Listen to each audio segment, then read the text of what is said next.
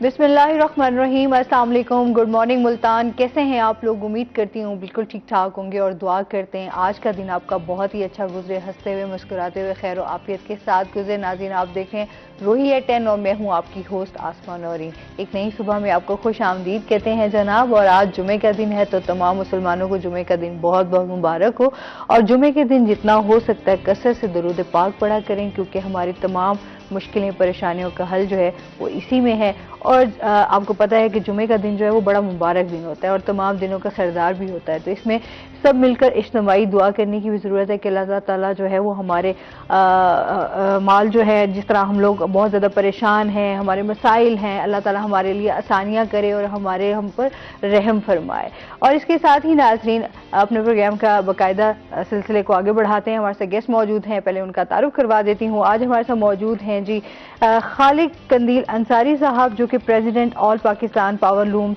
Association से हैं। अस्सलाम वालेकुम, कैसे हैं आप? ठीक ठाक हैं? वेलकम करते हैं अपने शो में आपको। और इसके साथ ही जो हमारे दूसरे गेस्ट हैं वो हैं जी ज़ुहैब बुखारी, जो कि हमारे रोही के रिपोर्टर हैं। अस्सलाम वालेकुम, कैसे हैं आप? ठीक ठाक हैं? वेलकम करते हैं अपने शो में आपको। और इसके साथ ही नाज़रीन, आपको बता दूं कि आज जो मैंने बड़ा खूबसूरत सा ड्रेस पहना हुआ है, बहुत ही यूनिक सा है। बड़ा एक तो वाइट, आपको पता है जुमे वाले दिन बड़ा खूबसूरत लगता है। और उसके साथ साथ जो इसके ऊपर कढ़ाई भी हुई है, एम्ब्रॉयडरी भी हुई है, बहुत खूबसूरत है, हैंडमेड है। ये है जी फ्लोरल फाइनीस का, जिसका हमेशा आपको बताती हूँ। आप उनके पेज पे जा सकते हैं, फ्लोरल फाइनीस के नाम से उनका पेज है, उसको विजिट करें और देखें कि वहाँ पर कितने खूबसूरत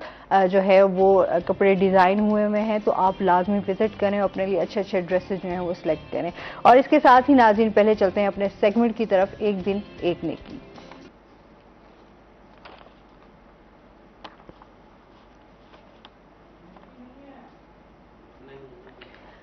अच्छा, आज कुछ मुझे लग रहा है कि मुझे थोड़ी सी आवाज़ भी नहीं आ रही, जिसकी वजह से ये थोड़ा सा मसला हो रहा है। अच्छा, वापस आते हैं अपने टॉपिक की तरफ। हम लोग ज़ुहैब से जानेंगे आज मुल्तान की टॉप स्टोरीज के हवाले से, और इसके साथ साथ जो है खालिक साहब से जानेंगे कि इस टाइम जो पावर लूम्स इंडस्ट्री है हमारी, उसकी क्या सूरत हाल है। बिस्मिल्लाहिर्रहमानिर्रहीम। सबसे पहले तो मैं रूही का इंतहाई मशहूर हूँ। ये रूही चैनल जब से भी स्टार्ट हुआ है ना, उसी वजह से ये पावर लूम इंडस्ट्री जो है, इसके जो मसाइल हैं इसने हमेशा उजागर किए हैं। हमारे मसाइल को हुक्मरानों तक पहुंचाने का ज़रिया बना है। ये देखें, ये अगर हम ये चैनल मुल्तान की लोकल हमारा ना होता तो बहुत से मसाइल जो मुल्तान के हैं वो लोगों को, हुक्मरानों को पता ही ना होते कि यहाँ क्या मसाइल हैं, लोग किस तरह मुतासर हैं, किन किन मुश्किलात से लोग दो चार हैं। ये हमारी जो रूही चैनल है, ये हमारा एक ज़ुबान भी है, हमारी आँख है, हमारे कान है जी, बिल्कुल, जो हुक्मरानों तक पहुँचाती है हमारी आवाज़ को। तो शुक्रिया। मैं सबसे पहले रूही का गुजारिश है कि जो हमारी इंडस्ट्री है, पावर लूम इंडस्ट्री, ये बहुत सालों से मुसलसल ये क्राइसिस का शिकार चली आ रही है। इससे पहले जो हुक्मरान थे, यानी मुशर्रफ दौर से इसके बिजली के क्राइसिस से बिजली का शॉर्टफॉल शुरू हुआ था। उसके बाद जरदारी साहब आई, पीपल्स पार्टी आई, उनके दौर में तो फिर बिजली का बहरान इतना शदीद हो गया था कि 18-18 घंटे की लोड शेडिंग थी, बहुत ज़्यादा शदीद लोड शेडिंग। फिर आए नवाज शरीफ का दौर आया, उन्होंने ये बिजली के प्लांट लगाए, बिजली तो हो गई, मिल गई हमें। तो असल हमारा प्रॉब्लम है बिजली के रेट्स हैं। इस वक्त बिजली के रेट्स जो थे वो 14 रुपये पर यूनिट थे नवाज शरीफ के दौर में। पिछला जो दौर आया तहरीक इंसाफ का, उसमें ये बढ़कर तकरीबन इन्होंने 30 रुपये पर यूनिट बिजली के रेट बढ़ाए। 30 रुपये पर यूनिट बढ़ने से हमारे तकरीबन 45-44 रुपये पर यूनिट हमारा रेट हो गया था पावर लूम इंडस्ट्री के लिए। इंडस्ट्री का जो रेट होता है उसकी मैं बात कर रहा हूँ जी जी, वो उस वक्त हो गया। फिर उसके बाद ये मौजूदा हुकूमत आई, इन्होंने आते ही बजाय इसके कि लोगों को रिलीफ देते, इन्होंने तकलीफ देना शुरू कर दी। वो तकलीफ इस तरह की, इन्होंने तकरीबन 10 से 15 रुपये पर यूनिट बढ़ा दिए। 10-15 रुपये पर यूनिट बढ़ाने की वजह से हमारी जो इंडस्ट्री है इस वक्त, ना तो हमारी एक्सपोर्ट है, ना हमारी लोकल मार्केट में जो हमारी प्रोडक्ट्स बनाते हैं वो हमारी बन रही है, क्योंकि इस वक्त हमारी पैदावारी लागत बहुत ज़्यादा है। पैदावारी लागत इतनी बढ़ चुकी है कि हमारे जो करीब ममालिक हैं, जिस तरह बांग्लादेश पाकिस्तान से निकला है, اور انڈیا تو پہلے ہی بہت بڑا، لیکن اس وقت انڈیا پوری دنیا میں چھایا ہے اور دنیا کی 5ویں بڑی اکانومی ہے اس وقت۔ وہ کس کی وجہ سے؟ اس میں ان کا ٹیکسٹائل نے مین کردار ادا کیا ہے۔ ہماری یہاں پاکستان میں جو میں آپ کو بتاتا چلوں کہ 30 ارب ڈالر جو ہماری ایکسپورٹ ہے، اس میں 20 ارب ڈالر صرف ویلیو ایڈڈ ٹیکسٹائل کا ہے، یعنی اتنا اہم کردار ہے، لیکن ہر حکومت نے اسے نظر انداز کیا ہے اور اس کے ساتھ سوتیلی ماں جیسا سلوک کیا ہے۔ مثال کے طور پہ ابھی میں بات کروں گا کہ اس حکومت نے جیسے یہ ساگڈار صاحب تشریف لائے ہیں، وزیر خزانہ بنے ہیں پاکستان میں آ کے، بڑے اچھے اقدامات کیے ہیں۔ ڈالر کا ریٹ نیچے لائے، بجلی کا ریٹ نیچے لائے، لیکن کن کے لیے؟ 19.99 روپے انہوں نے ریٹ مقرر کیا ہے ایکسپورٹ کے لیے، جتنی بھی ہمارے یونٹس ہیں ان کے لیے۔ لیکن بدقسمتی یہ ہے اس میں کہ پاور لوم انڈسٹری، اس میں اب جو بڑے بڑے لوگ ہیں جو سیل ٹیکس میں رجسٹرڈ ہیں وہ تو اس سے بینیفٹ اٹھائیں گے، ان کو تو فائدہ ہوگا، لیکن جو ہماری چھوٹی انڈسٹری ہے اور کاٹیج انڈسٹری ہے اس کو کوئی بینیفٹ نہیں سے ملے گا، کیونکہ یہ صرف وہ جو لوگ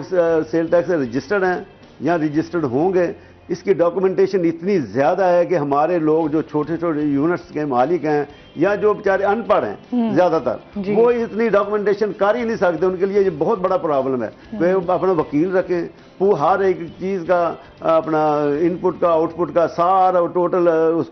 کا حساب رکھیں۔ یہ کس طرح ممکن ہے؟ حکومت کو چاہیے تھا کہ اس میں یہ دیکھتے ہمارا جو پاور لوم انڈسٹری کا کردار ہے، یہ مین کردار ہے ویلیو ٹیکسٹائل انڈسٹری میں اور ایکسپورٹ میں اور لوکل مارکیٹ میں۔ اس کے لیے ہمارا جو کنیکشن ہے بجلی کا، آپ نے بجلی فری ہم نے سستی دینی ہے نا، تو بجلی کا کنیکشن دیکھیں، اگر بجلی کا کنیکشن ہمارا انڈسٹریل ہے تو ہمیں اس میں ریلیف دینا چاہیے، ہمیں وہ یونٹ لگانا چاہیے جو دوسرے انڈسٹری والوں کو لگے گا یا دوسرے ایکسپورٹ یونٹس کو لگے گا، ہمیں بھی وہی ریٹ لگائیں۔ لیکن یہ بڑی بدقسمتی ہے کہ ہمارے اوپر وہ تلوار لٹکا دی گئی ہے کہ آپ سیل ٹیکس میں رجسٹرڈ ہوں، اس کے بعد آپ کی تمام ڈاکومنٹیشن آپ کی کی جائے گی، آپ کو ایک ایک پیسے کا لینے کا دینے کا، یعنی آپ نے ان پٹ آؤٹ پٹ جو بھی ہے تمام کی تمام اپنے اس کا حساب کتاب رکھنا ہے۔ یہ ناممکن چیز ہے ہمارے سطح کے لوگوں کے لیے، چھوٹی انڈسٹری کے لیے، بیچارے زیادہ اکثریت ان پڑھ ہیں، ان کے لیے یہ ناممکن ہے۔ اس کا مطلب ہے کہ ہم لوگ جو چھوٹی انڈسٹری والے ہیں، جو تقریباً 3 کروڑ لوگوں کو روزگار دے رہے ہیں، وہ اس سے فائدہ نہیں اٹھائیں گے۔ اس سے فائدہ وہی لوگ اٹھائیں گے جو پہلے بھی ملک کو لوٹ کے کھا گئے ہیں، جو پہلے بھی جو ملکی وسائل پر قابض ہیں، وہ چند خاندان پہلے بھی فائدہ اٹھا رہے ہیں، پھر انہی کو فائدہ دے دیا جائے گا۔ ابھی ہم دیکھتے ہیں کہ عام انسان کا ویسے ہی گزارا کرنا جو ہے وہ بہت زیادہ مہنگا ہو گیا، بجلی کی جس طرح قیمتوں میں اضافہ ہوا اور پھر جس طرح لوگوں کے بل بھی گھروں کے ایون آئے، لوگوں کے لیے تو سروائیو کرنا اتنا زیادہ مشکل ہے۔ اور پھر اگر ہم انڈسٹریز کی بات کریں تو وہاں تو ویسے ہی پھر آپ لوگوں کے لیے بھی ہماری جو معیشت کو جس طرح نقصان پہنچا ہے، وہ اس ٹائم ہمارے ملک کے حالات ہیں وہ ہم لوگ سب فیس کر رہے ہیں مل کے۔ اس میں مزید بھی ہم بات کریں گے ناظرین، ابھی چلتے ہیں اپنے سیگمنٹ کی طرف، ایک دن ایک نیکی۔ بسم اللہ الرحمن الرحیم۔ رسول اللہ صلی اللہ علیہ وسلم کی بارگاہ میں ایک شخص حاضر ہوتا ہے اور عرض کرتا ہے، یا رسول اللہ صلی اللہ علیہ وسلم کہ میرا ملازم ہے، خادم ہے، وہ مجھ سے زیادتی کرتا ہے، نافرمانی کرتا ہے، مجھے نقصان پہنچاتا ہے، تو کیا میں اس کو مار سکتا ہوں، یعنی اس کو پیٹ سکتا ہوں؟ تو رسول اللہ صلی اللہ علیہ وسلم نے فرمایا کہ تم دن میں 70 مرتبہ درگزر کرو۔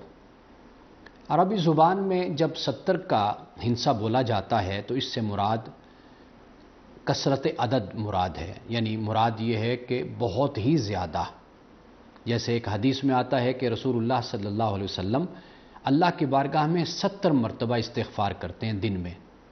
تو 70 مرتبہ سے مراد یعنی کئی 70 مرتبہ، کئی مرتبہ بے شمار رسول اللہ صلی اللہ علیہ وسلم اللہ کی بارگاہ میں استغفار کرتے ہیں۔ تو آپ نے فرمایا کہ دن میں 70 مرتبہ اس سے درگزر کرو، اس کو معاف کرو۔ تو اب آپ یہ دیکھیے کہ اس میں جو تعلیم ہمیں دی جا رہی ہے وہ یہ ہے کہ جو ہمارے ملازم ہیں، ہمارے خادم ہیں، ہمارے ساتھ کام کرتے ہیں، ہمارے ساتھ چلتے ہیں، ہمارے نظام کو سنبھالتے ہیں، ہماری مدد کرتے ہیں، تعاون کرتے ہیں، اور جن کی وجہ سے ہماری معیشت کا پہیہ چلتا ہے، تو ہمیں چاہیے کہ اگر ان کی طرف سے کوئی غلطی، کوئی خطا ہو جاتی ہے، اور بلکہ اس حدیث میں تو آپ دیکھیے کہ ملازم زیادتی کرتا ہے، نقصان پہنچاتا ہے، پھر بھی رسول اللہ فرماتے ہیں کہ درگزر سے کام لو۔ تو اگر انسان سے بے ارادہ اور بالکل ایسی حالت میں کہ جب اس کو کسی بات کا پتہ ہی نہیں چلتا اور اس سے غلطی ہو جاتی ہے تو پھر ایسے شخص کو تو بہت ہی زیادہ ہمیں معاف کرنا چاہیے۔ تو یہ تعلیم ہے کہ رسول اللہ صلی اللہ علیہ وسلم کے سامنے ایک صاحب نے اپنے خادم کو یا اپنے غلام کو مارا پیٹا تو رسول اللہ صلی اللہ علیہ وسلم نے فرمایا کہ آج تو اپنے اس غلام کو اتنا پیٹ کہ جتنا تو کل قیامت کے دن اپنے مالک کی مار سہ سکے۔ تو اس کے بعد اس صحابی نے اس غلام کو آزاد کر دیا۔ تو یہ ہمیں چاہیے کہ ہم بھی اپنے ماتحتوں کے ساتھ اور جو ہمارے ساتھ کام کرنے والے ہیں ان کے ساتھ ہم نرمی کا رویہ اختیار کریں اور ان کو معاشی طور پر تنگ دست اور پریشان کرنے کے بجائے ان کے لیے سہولت کا باعث بنے۔ بہت شکریہ مفتی صاحب، واقعی ہم ہمیشہ بات کرتے ہیں اپنے پروگرام میں کہ درگزر کرنا سیکھیں اور ساتھ ساتھ یہ بھی کہ برداشت جتنی ہم پیدا کریں گے، جتنا ہم لوگوں کے لیے آسانیاں پیدا کریں گے اور لوگوں کے ساتھ خوشگوار رہیں، موڈ کے ساتھ بات کریں گے، اتنا ہی ہم اب دیکھیں گے کہ آپ کی زندگی میں کتنا چینج آتا ہے۔ اچھا جی، زہیب کی طرف بڑھتے ہیں، زہیب سے جانیں گے۔ زہیب، اس ٹائم جو ہے NA-157 کی موجودہ صورتحال کیا ہے، اس کے حوالے سے ہمیں بتائیں کیا چل رہا ہے، تیاریاں کیسی ہیں تھوڑا، کیونکہ آپ دیکھ رہے ہیں لوگوں میں بہت زیادہ انٹرسٹ بھی لے رہے ہیں اس میں، تھوڑا سا اس کے حوالے سے بتائیں کس کا پلڑا جو ہے وہ بھاری نظر آ رہا ہے۔ بسم اللہ الرحمن الرحیم۔ صورتحال تو انتہائی دلچسپ ہو گئی ہے۔ ابھی ریسنٹلی ایک بڑا ایشو چلا ہوا تھا کہ دوبارہ سے انٹیریئر منسٹری نے ایک فائل کر دیا تھا کہ اس کو پینڈنگ کیا جائے دوبارہ سے 3 ماہ کے لیے، تو صورتحال مزید کریٹیکل بھی ہو گئی تھی اور دلچسپ بھی ہو گئی تھی۔ تو بیسیکلی یہ سیٹ تھی زین قریشی صاحب کی، جب PP 2017 میں الیکشن ہوئے تھے سلمان نعیم کے مد مقابل میں، تو مخدوم شاہ محمود قریشی صاحب کو لگا کہ زین قریشی کو مجھے سلمان نعیم کے مقابلے میں لڑوانا چاہیے، تو انہوں نے اپنی سیٹ لیفٹ کی، قومی اسمبلی کی، اور صوبائی اسمبلی سے آ کے الیکشن لڑا تو اس میں جیت گئے تھے۔ تو اس کے بعد یہ NA-157 کی سیٹ خالی ہوئی تھی، تو اب شاہ محمود قریشی صاحب نے یہ بھی فیصلہ کیا کہ اب دوبارہ مجھے اپنے گھر سے کسی شخصیت کا چناؤ کرنا چاہیے، تو پھر مہر بانو قریشی جو ان کی صاحبزادی ہیں وہ اب لڑ رہی ہیں اور ان کے مد مقابل ہیں گیلانی صاحب کے صاحبزادے ہیں علی موسیٰ گیلانی صاحب، وہ اب اس کے مد مقابل ہیں۔ بات کریں اگر ہم کمپینس کی، تو کمپینس کا سلسلہ بھی جاری ہے اس وقت دونوں کی طرف سے۔ دونوں ملتان کے ایک بڑے نامور اور گھرانوں میں شمار ہوتے ہیں، گیلانی خاندان اور مخدوم خاندان جو ہے، تو یہاں سے علی موسیٰ گیلانی بھی کر رہے ہیں، ان کے جتنے بھی یسر رضا گیلانی صاحب اپنی کمپین کر رہے ہیں، باقی جو علی قاسم ہیں، علی حیدر گیلانی ہیں، وہ بھی الگ الگ کمپینس کر رہے ہیں۔ اسی کے ساتھ ڈپٹی اسپیکر تھی سابقہ سندھ اسمبلی کی شیلا رضا صاحبہ، وہ بھی ملتان ہیں، تو وہ بھی کمپینس کر رہی ہیں۔ تو اپنا شاہ محمود قریشی صاحب وہ اپنی الگ کمپین کر رہے ہیں، پاکستان تحریک انصاف عمران خان کا ایجنڈا لے کے چل رہے ہیں وہاں پر، اور زین الگ کہہ رہے ہیں، مہر بانو قریشی الگ کمپینس کر رہے ہیں، تو الگ الگ جو کمپینس کا سلسلہ ہے وہ جاری ہے، یقیناً حلقہ بھی بہت بڑا ہے۔ تو دونوں جو پارٹیز کے امیدوار ہیں وہ اپنے اپنے قائدین کے جو ایجنڈے ہیں وہ لوگوں پہ لے کے جا رہے ہیں۔ اب کمپینس کا سلسلہ بھی جاری ہے، جو لوگ ہیں وہ بھی سپورٹ کر رہے ہیں، جلسے ہو رہے ہیں، جلوس نکالے جا رہے ہیں، کارنر میٹنگز ہیں، صرف کل کا دن باقی رہ گیا ہے اور 16 اتوار کو جو ہے وہ میدان سجے گا۔ اب فیصلہ حلقے کی عوام نے کرنا ہے، حلقے کی عوام جو فیصلہ کرے گی وہی امیدواروں کے لیے بہتر ہوگا۔ اب دیکھنا یہ ہے کہ حلقے کی عوام کس کو چاہتے ہیں۔ گیلانی خاندان کا بھی بڑا نام ہے اور وہاں سے شاہ محمود قریشی کے جو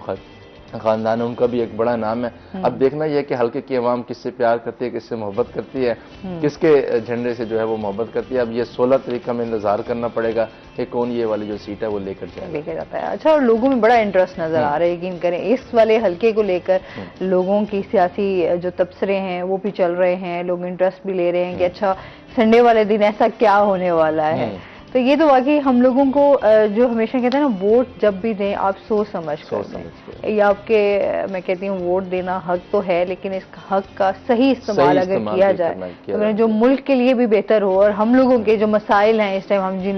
جن چیزوں کو فیس کر رہے ہیں ان کے لیے ہو سکے، ہمارے ملک کی معیشت کچھ بہتر ہو، ملک کے مسائل جو ہیں ان میں کوئی بہتری آ سکے، تو یہ چیزیں ہونی چاہیے۔ اب وقت آگے کہ صحیح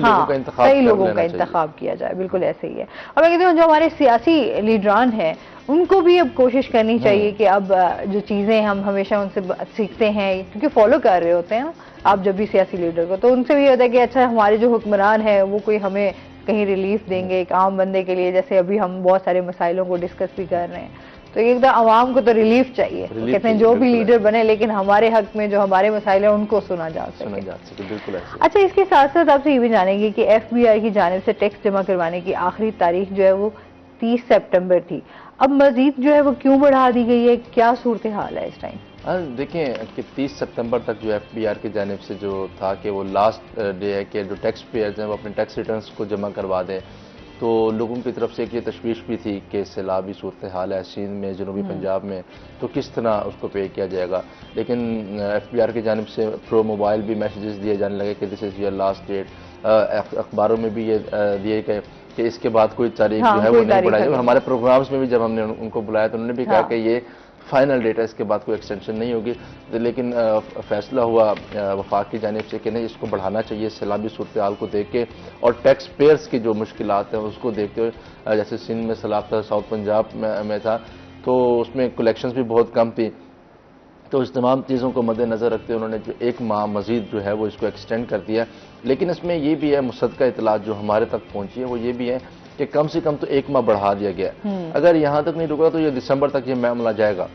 تو دسمبر تک یعنی کہ ہو سکتا ہے ہوپسو کہ دسمبر تک یہ اب معاملہ جائے گا، تاکہ لوگ زیادہ سے زیادہ ریٹرنز بھریں، ٹیکس بھریں، اور زیادہ سے زیادہ جو ہے وہ ایف بی آر فیسیلیٹیٹ کرنا چاہ رہے ٹیکس پیئرز کو کہ ایسے سیلابی صورتحال ہے، حالات بھی لوگوں کے اتنے اچھے نہیں تھے کہ وہ ٹیکس بھی بھر سکیں، تو اپنی اس کو کلیکشن کو بہتر کرنے کے لیے بھی انہوں نے جو ہے وہ ڈیٹ کو ایکسٹینڈ کیا تاکہ لوگ زیادہ سے زیادہ جو ہے وہ ٹیکس پے کریں۔ ہاں، یہ تو ہے، اس حوالے سے ہم دیکھیں کہ لوگ تو کہہ رہے ہیں کہ ملتان کی جو صورتحال ہے وہ بڑی اچھی ہے ٹیکس کے حوالے سے، آپ یہ سمجھتے ہیں واقعی ایسا ہے؟ دیکھیں ٹیکس کے حوالے سے جو ہے وہ ان کے پاس ٹوٹل کلیکشن ایک پورا ڈیٹا آتا ہے، تو اگر ہم صرف ملتان کی بات کریں تو یہ اس کا ایگزیکٹ فگر دینا تو یہ سمجھ سے بالا تر ہے کہ ہم ایک ایگزیکٹ فگر دیں، کیونکہ جو ایف بی آر جو ڈیٹا کلیکٹ کرتے ہیں ان کے پاس ایک ٹوٹل کلیکٹیو ڈیٹا ہوتا ہے۔ اپنے ساؤتھ پنجاب کو بھی دیکھ رہے ہیں، مزید بھی جو ان کے ریجنز ہیں تو ان کے پاس ایک ٹوٹل ایک ڈیٹا ہوتا ہے، کلیکٹیو ڈیٹا ہوتا ہے، تو اس میں ہاں ان کے مطابق وہ اپنے جو فگرز ہیں وہ ڈیزائن کرتے ہیں، اس کے بعد جو اپنے آفیسرز ہیں ان کو اپریشیٹ بھی کرتے ہیں کہ آپ کے ریجن کی جانب سے جو ایک اچھا ہمیں وہ ملا ہے، رسپانس ملا ہے، تو اس سے اپریشیٹ جو ان کی سیریمنیز ہیں وہ تو ہوتی رہتی ہیں ان کے اپنے لیول تک، ڈپارٹمنٹل لیول تک۔ صحیح۔ اچھا، مزید بھی آپ سے جانیں گے سر، جس طرح ہم حکومت کی طرف سے دیکھیں کہ ایکسپورٹ کی طرف سے جو یونٹ بجلی کی قیمت جو ہے وہ فکس کی گئی 19 روپے اور 99 پیسے، تو کیا سمجھتے ہیں اس سے پاور لومز انڈسٹریز کو فائدہ ہوگا یا نہیں ہوگا؟ میں نے پہلے بتایا نا، یہ ہماری جو پاور لوم انڈسٹری ہے اس میں چھوٹے یونٹس آتے ہیں زیادہ تر، یہ کاٹیج انڈسٹری بھی ہے، یہ بنیادی طور پہ یہ ایکسپورٹ میں یہ جتنے بھی ایکسپورٹر ہیں نا ان کی اپنی انڈسٹری نہیں ہوتی، ٹھیک ہے، ان کی نہ کارخانے فیکٹری نہیں ہوتی، یہ ہم ہی لوگوں کے پاس نا سروسز یا اسے اوور ہیڈ پہ کہتے ہیں، ہم سے یہ کپڑا بنواتے ہیں، تو اس کا فائدہ براہ راست پاور لوم انڈسٹری کو نہیں ہو رہا، کیونکہ ہم لوگ جو ہیں چھوٹے پاور لوم انڈسٹری کے مالکان جو ہیں وہ سیل ٹیکس میں رجسٹرڈ نہیں ہیں، رجسٹرڈ نہ ہونے کی وجہ سے ہمیں اس کا بینیفٹ ہمیں نہیں ملے گا۔ ہم چاہتے ہیں کہ حکومت جو ہے نا، ہمارا حکومت سے مطالبہ ہے، وزیر خزانہ اسحاق ڈار صاحب جو کہ یہ مشن لے کے آئے ہیں کہ وہ ایکسپورٹ بڑھائیں گے، انہوں نے جب جس دن یہ پریس کانفرنس کر رہے تھے ہمارے نمائندے بھی ان کے ساتھ کھڑے تھے، تو اس دن اس میں انہوں نے کہا تھا ہم ایکسپورٹ بڑھانا چاہتے ہیں، ہم نے ان کو ایک ٹارگٹ دے رہے ہیں، یہ اب ایکسپورٹ بڑھائیں گے، لیکن ایکسپورٹ میں ان سے گزارش کروں گا اس طرح نہیں بڑھے گی کہ اس کے لیے آپ کو پاور لوم انڈسٹری جو ویلیو ایڈڈ ٹیکسٹائل انڈسٹری ہے، جو اصل تمام چھوٹے چھوٹے لوگوں پہ مشتمل کارخانے ہیں، فیکٹریاں ہیں، ان کو آپ ریلیف دیں گے، ان کو آپ یہ جو 19 روپے 99 پیسے پر یونٹ ہے ان تک اس کا فائدہ پہنچنا چاہیے، یہ اس کا فائدہ پھر حکومت کو پہنچے گا، اس کا فائدہ پھر پاک معیشت کو پہنچے گا، ایکسپورٹ بڑھے گی تو آپ کا جو کشکول ہے، جو آپ کبھی ورلڈ بینک کے پاس چلے جاتے ہیں، کبھی IMF کے پاس چلے جاتے ہیں، کبھی ایشیائی بینک کے پاس چلے جاتے ہیں، کہ یہ کشکول ٹوٹ جائے گا انشاءاللہ۔ آپ بھی ایک آج آپ کے جو پاکستان کی جو پوزیشن ہے اس وقت دنیا میں بہت لو لیول پہ چلے گئی، ہماری معیشت جو ہے اس میں بہت بری طرح فلاپ ہو چکی ہے۔ اچھا، آپ کیا سمجھتے ہیں اس ٹائم ہمارے یہاں پر جو ہے ملتان میں کتنی پاور لومز انڈسٹریز ہیں ٹوٹل؟ یہ تھی تقریباً 1 لاکھ پاور لوم ہے ہمارے ملتان میں، ٹھیک ہے، لیکن جو اس وقت صورتحال ہے نا موجودہ، میرا نہیں خیال کہ اس وقت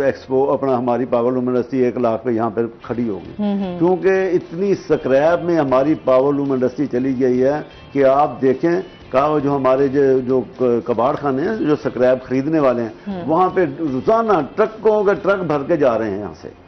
سکریپ میں جا رہے ہیں، اور اتنا کم ریٹ ہے کہ آپ اندازہ بھی نہیں کر سکتے. اس سے تو میرے خیال پیاز بھی جو ہے نا وہ بھی مہنگا ہوگا ہمارے پاورلوم انڈسٹری کے سکریپ سے. اتنا برے حالات ہیں. تو کتنے لوگوں کا روزگار جو ہے وہ اس سے وابستہ ہے؟ تقریباً یہ ملتان کی بات کروں گا 5 سے 7 لاکھ لوگوں کا روزگار وابستہ ہے، ڈائریکٹ انڈائریکٹ. کچھ ڈائریکٹ مزدوری کرتے ہیں، انوالو ہیں، جو کچھ ایسے بھی ہیں جو اس کے ساتھ کچھ نہ کچھ ریلیٹڈ ہیں، کوئی ان کا کام ایسا ہے جو پاورلوم ان کو ساتھ تعلق ان کا بنتا ہے. لیکن مسئلہ یہ ہے کہ اس کے جو ملتان ہے تو ہماری مارکیٹ ہے نا کپڑے کی، وہ اتنی بڑی نہیں ہے جس طرح اس کو حکومت کی سرپرستی بھی حاصل نہیں ہے. جس طرح فیصل آباد، لاہور یا کراچی یا دوسرے دیگر جو بڑے شہر ہیں وہاں کی. ملتان میں ہماری جو مارکیٹ ہے یہ ایک تو بہت چھوٹی ہے، سہولتیں نہیں ہیں جو اصل وہاں پہ سہولتیں حکومتیں دی ہوئی ہیں اپر پنجاب میں. یہاں ہمارے جنوبی پنجاب میں وہ سہولتیں نہیں. ملتان کی مارکیٹ ہے، جنوبی پنجاب کی سب سے بڑی مارکیٹ یہی ہے. تو ہم چاہیں گے کہ حکومت یہ بھی اس کی طرف توجہ دے، ایک مارکیٹ ایسی بنائی جائے جو کہ مکمل ہماری یہاں لوکل جو ہماری ہے نا ہماری پروڈکٹس ہیں وہ سیل ہو سکیں. اور اس کے لیے ایک اور ہماری تجویز بڑی دفعہ میں دے چکا ہوں، بلکہ اس پہ اعظم سلمان صاحب تھے ہمارے ڈی سی ملتان، ایک دفعہ انہوں نے کوشش بھی کی تھی کہ ملتان میں پاورلوم سٹی بنایا جائے. یہ انڈسٹری جو اتنی پھیلی ہوئی ہے، یہ قاسم بیلے سے لے کر یہ ادھر اپنا راما تک، تو اس کو ایک جگہ پہ ایک علاقے میں پورا علاقہ اس کو دے دیا، پوری سٹی بنا دی جائے جس میں یہ محدود ہو جائے گی. اس کا فائدہ یہ ہوگا کہ تمام جو باہر ہمارے ایکسپورٹرز ہیں وہ بھی یہاں آئیں گے، جو لوکل پرچیزر ہیں وہ بھی آئیں گے اور یہاں سے ہی خریداری کریں گے. ایک ہمارا اس کو اور جو بجلی کے معاملات ہیں یا دیگر مسائل ہیں وہ ایک ہی جگہ پر جو ہے وہ حل ہو جائیں گے. بالکل. اس پہ مزید بھی ہم بات کریں گے. ناظرین ابھی ہم نے جانا بریک پہ، ہمارے ساتھ رہیے گا.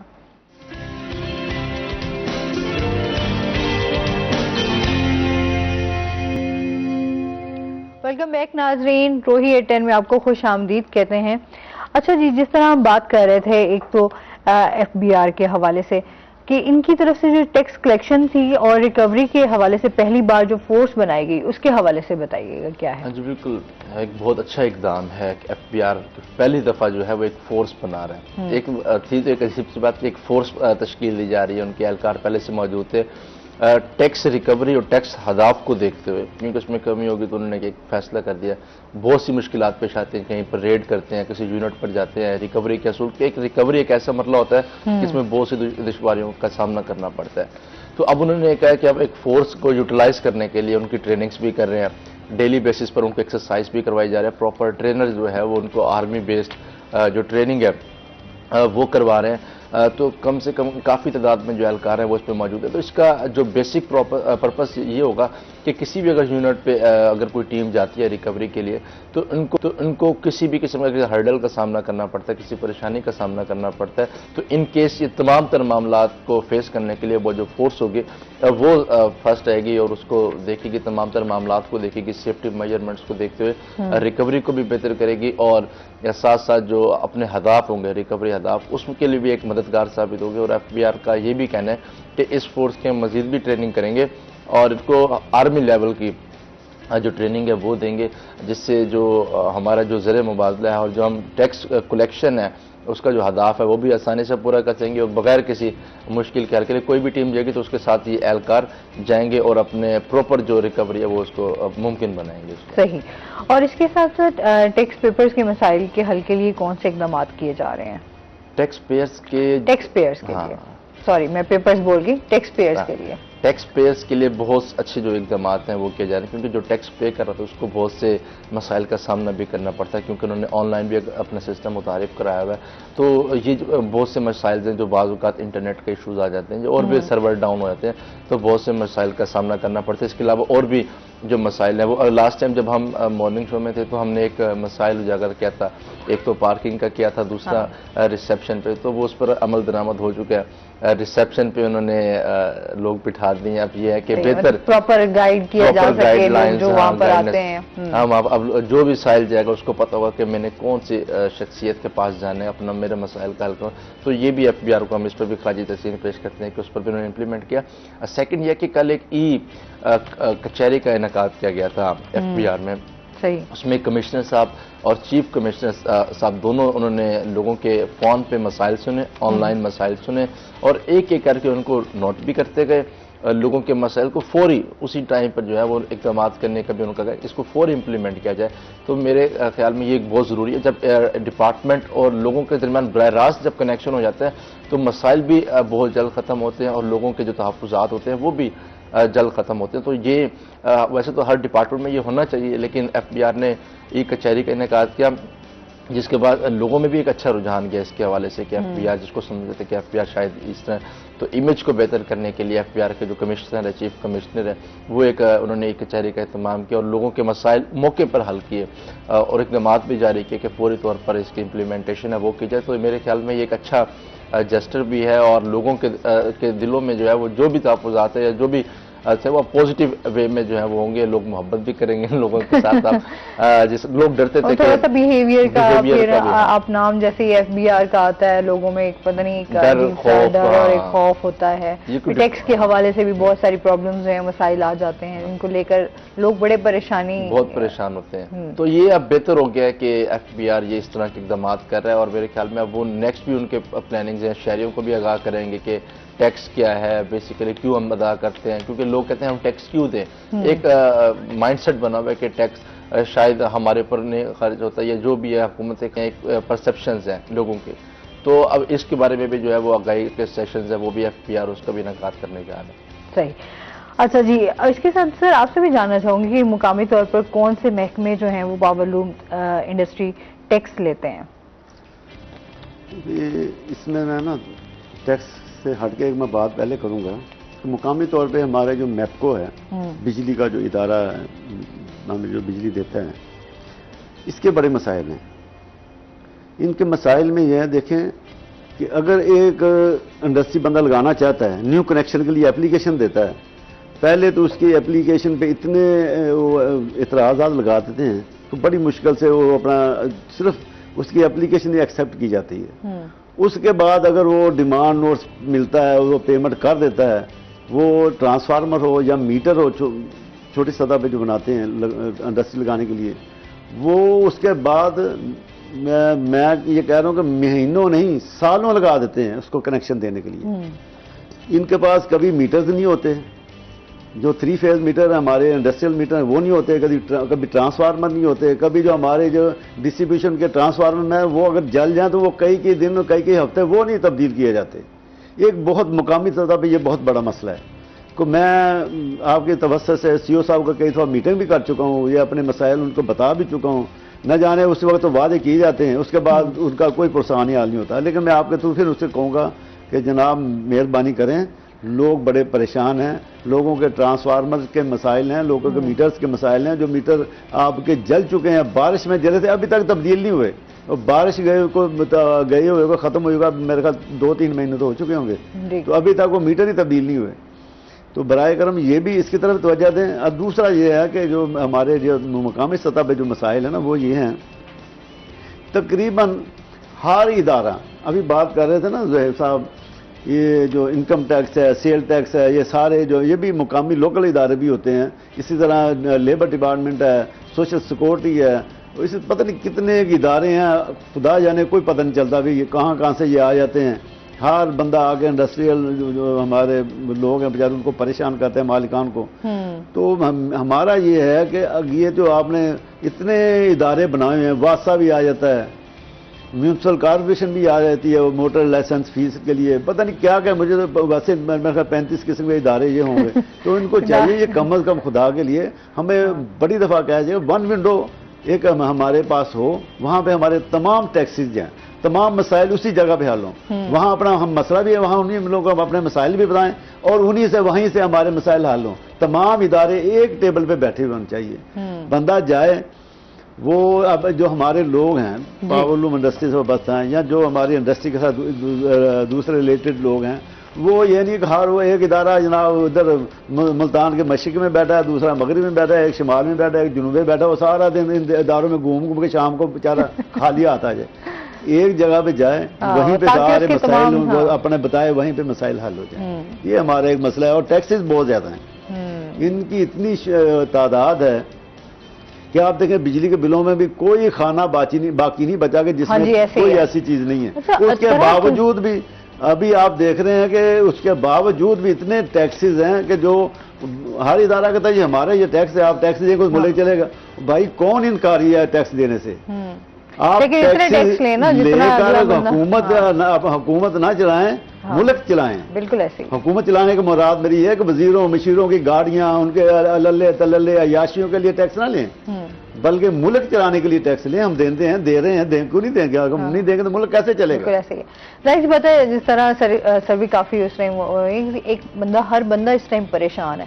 آپ بجلی کے بل اٹھائیں، یقین کریں آپ کو ابھی تو ایسے لگتا ہے انسان کے کہ ہم لوگوں نے استعمال، ہماری بجلی جو ہے وہ بڑی کم ہو رہی ہے، لیکن ہم جب بل دیکھتے ہیں تو پریشان ہو جاتے ہیں کہ ایسا کیا ہم چلا رہے ہیں جو گھروں کے بل آپ کے جو ہیں وہ ایکسٹرا ہم پے کر رہے ہیں. جس طرح فیول پرائز ایڈجسٹمنٹ انہوں نے ایڈ کر کے، اور پھر ٹیلی ویژن کے علیحدہ، ریڈیو کے علیحدہ، پتہ نہیں کون سے ایسے ٹیکس ہیں. ٹیلی ویژن ٹیکس لگا ہوا ہے. ہاں جی بالکل ایسے ہی ہے. اس پہ مزید ہم بات کریں گے. ناظرین ابھی ہم نے جانا بریک پہ، ہمارے ساتھ رہیے گا.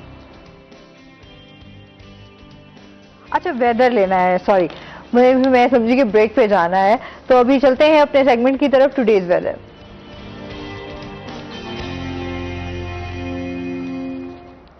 وسیم شہزاد ہمارے ساتھ موجود ہیں. وسیم ہمیں بتائیے گا کہ آج موسم کی کیا صورتحال ہے، دن بھر موسم کیسا رہے گا؟ جی بالکل آسما، آج صبح سے ہی ملتان کے موسم میں ایک تغیر جو ہے وہ پایا جا رہا ہے، کیونکہ راتیں جو ہیں وہ ٹھنڈی ہونے کی وجہ سے جو دن ہے وہ نسبتاً گرم ہے، لیکن جو صبح ہے یہ بڑی معتدل سی صبح ہے. اور اس معتدل سی صبح کو خوشگوار صبح کا اگر نام دیا جائے تو یہ بیجانا ہوگا، کیونکہ پرندے بھی چہچہا رہے ہیں، کبوتروں کی گٹرگو جو ہے وہ بھی اس کی جو حسن ہے اس کے اندر اضافہ کر رہی ہے، اور اس کی خوشگواریت کے جو ہے وہ بڑھا رہی ہے. بات کرتے چلے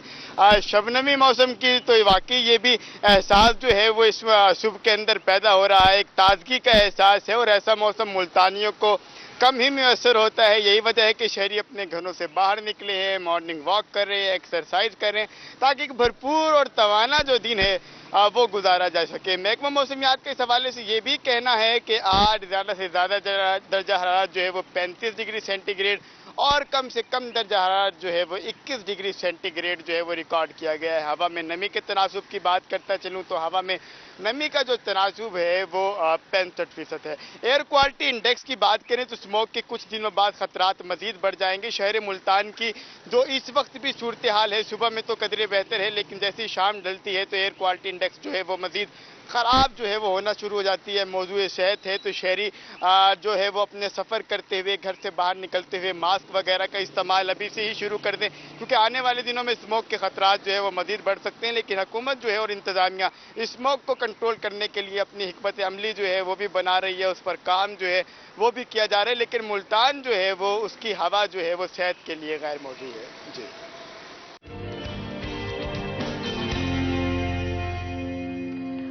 بہت شکریہ وسیم آپ کا. اور وسیم کا ہمیشہ نا بڑا ڈفرینٹ انداز ہوتا ہے، ہمیشہ جب بھی وہ موسم کا حال بتا رہا ہوتا ہے، ہم خود بھی بڑا جو انجوائے کر رہے ہوتے ہیں اس چیز کو.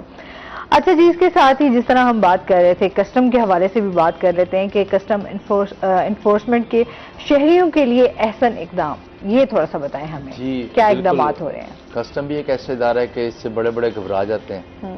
اور ایک خوف دلانے والا ایک ادارہ ہے، لیکن شہریوں کے لیے بہت اچھے اقدامات کر رہے ہیں. دیکھیں ایئرپورٹ پر بھی کسٹم کے جو اہلکار ہوتے ہیں وہ اپنی ڈیوٹی سر انجام دیتے ہیں، اور یقیناً جو ایئرپورٹ پہ جو دوسرے شہروں میں طرف جاتے ہیں وہ زیادہ کوئی معذرت کے ساتھ پڑھے لکھے، یعنی کہ ہم سمپل ورڈز میں کہتے ہیں وہ مزدور طبقہ جو ہے وہ زیادہ جا رہا ہوتا ہے، وہ اگنورنٹ ہوتا ہے، ان کو بہت سی چیزوں کا نہیں پتہ ہوتا. تو ان تمام تر صورتحال کو دیکھتے ہوئے کرنسی ڈیکلیریشن جو سینٹرز ہیں ان کا قیام عمل میں لے کر آ رہے ہیں کہ بعض اوقات جو لوگ ہیں وہ بیرون ملک جب سفر کر رہے ہوتے ہیں تو ان کو نہیں پتا ہوتا کہ ہم کتنی کرنسی جو ہے بیرون ملک لے کے جا سکتے ہیں. تو $10 لاکھ کا ایک جو فگر ہے وہ ایک سیٹ کیا ہوا ہے کہ وہاں تک تو آپ لے کر جا سکتے ہیں، لیکن اس سے اوپر تک آپ نہیں لے کر جا سکتے.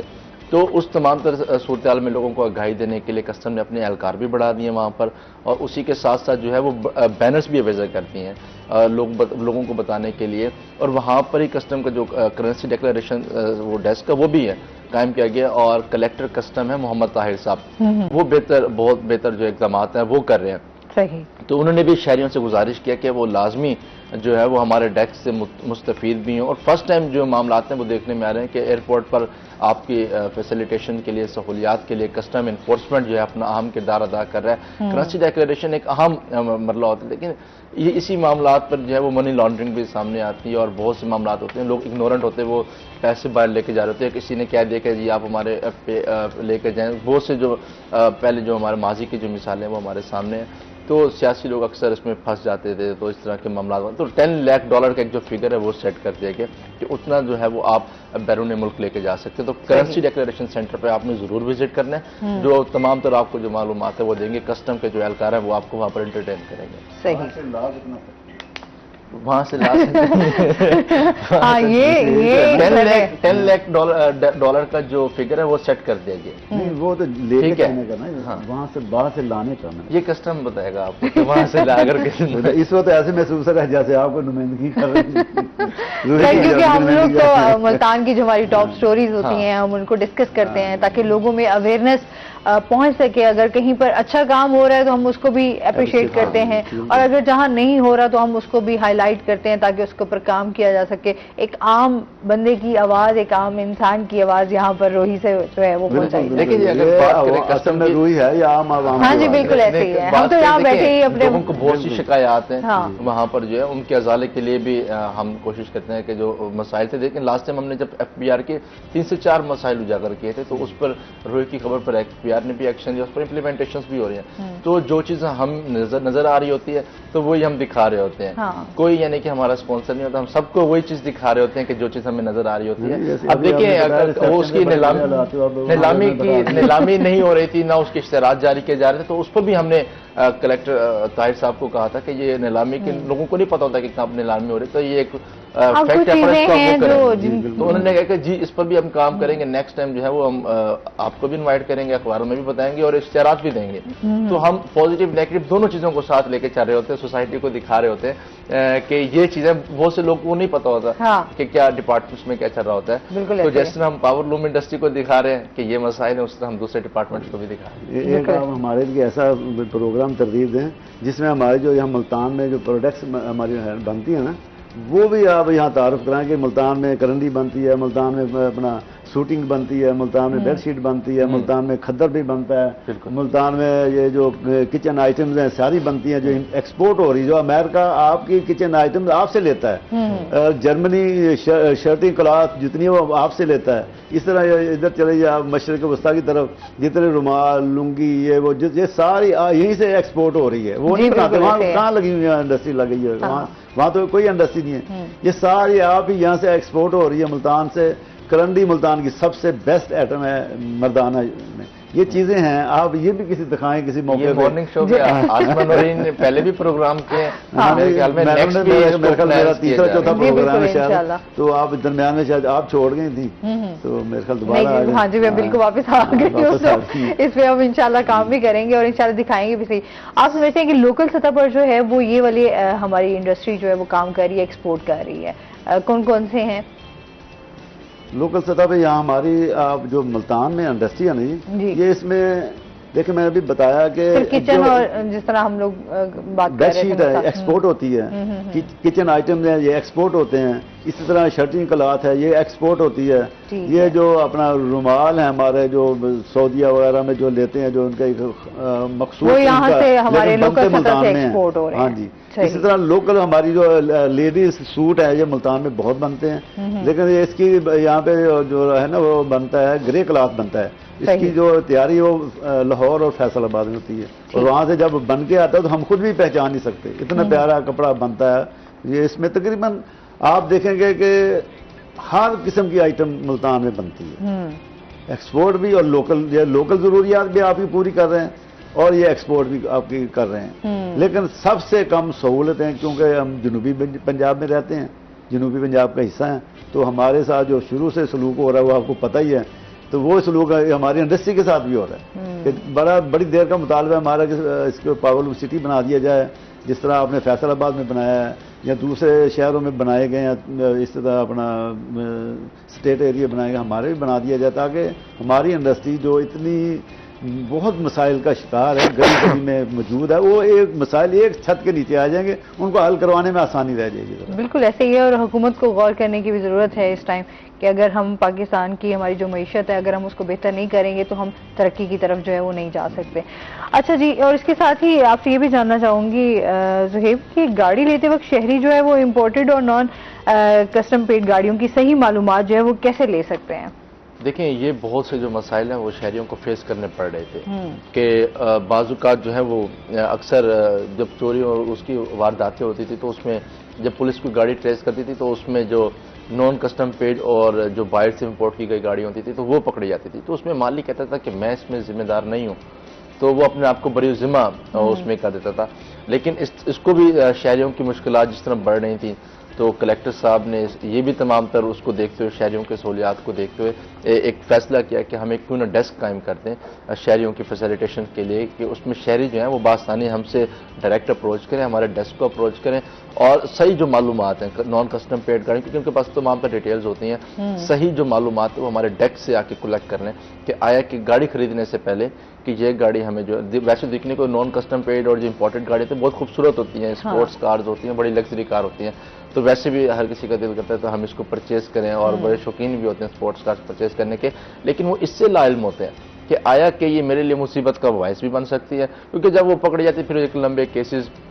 وہ بنتی ہیں اور دیکھتے ہیں کہ گوداموں میں کس طرح بے یار و مددگار گاڑیاں کھڑی ہوتی ہیں اور وہ ایک معاملات ہوتے ہیں، تو اس تمام تر سہولیات کو دیکھتے ہوئے کلیکٹر محمد طاہر صاحب ہیں جو کسٹم انفورسمنٹ کے، انہوں نے یہ فیصلہ کیا کہ ہم ایک ڈیسک قائم کر دیتے ہیں، شہری جو ہیں وہ گاڑی خریدنے سے پہلے ہم سے ڈائریکٹ اپروچ کریں اور پتہ کریں کہ آیا یہ گاڑی نان کسٹم ہے، کسٹم پیڈ ہے اور ہمارے ڈپارٹمنٹ سے کلیئرنس ہے تو آپ اس کو پرچیز کر دیں، ادروائز نہیں ہے تو پھر آپ اس کو نہ پرچیز کریں۔ تو اس سے ایک تو یہ فائدہ ہوگا کہ ایک تو شہری جو ہے اس کے لیے بھی ایک بچت ہو جائے گی، سیکنڈ یہ ہوگا کہ جو اس کا کاروبار کرتے ہیں نان کسٹم پیڈ گاڑیاں جو بیچتے ہیں ان کی بھی حوصلہ شکنی ہوگی معاشرے میں، جو اسمگلنگ کرتے ہیں تو ان کی بھی حوصلہ شکنی کے لیے یہ سوسائٹی میں، کیونکہ اسمگلنگ ایک ناسور ہے تو اس کو ختم کرنے کے لیے بھی ایک ایسا اقدام ہے، تو اس کو بھی ہمیں اپریشیٹ ہمیں کرنا چاہیے اور شہری جو ہیں وہ ضرور اس چیز سے مستفید ہوں، ڈائریکٹ آفس سے رابطہ کریں، ان کے ڈیسک سے تمام تر جو معلومات ہیں وہ نیکسٹ ٹائم اگر جس نے بھی گاڑی لینی ہے تو وہ اس ڈیسک سے ضرور فیسیلیٹیٹ ہو۔ بہت شکریہ زہیب آپ کا، سر آپ کا بھی بہت شکریہ، بہت اچھا لگا آپ ہمارے شو کا حصہ بنے، اور اس کے ساتھ ہی ناظرین ابھی ہم نے جانا بریک پہ، ہمارے ساتھ رہیے گا۔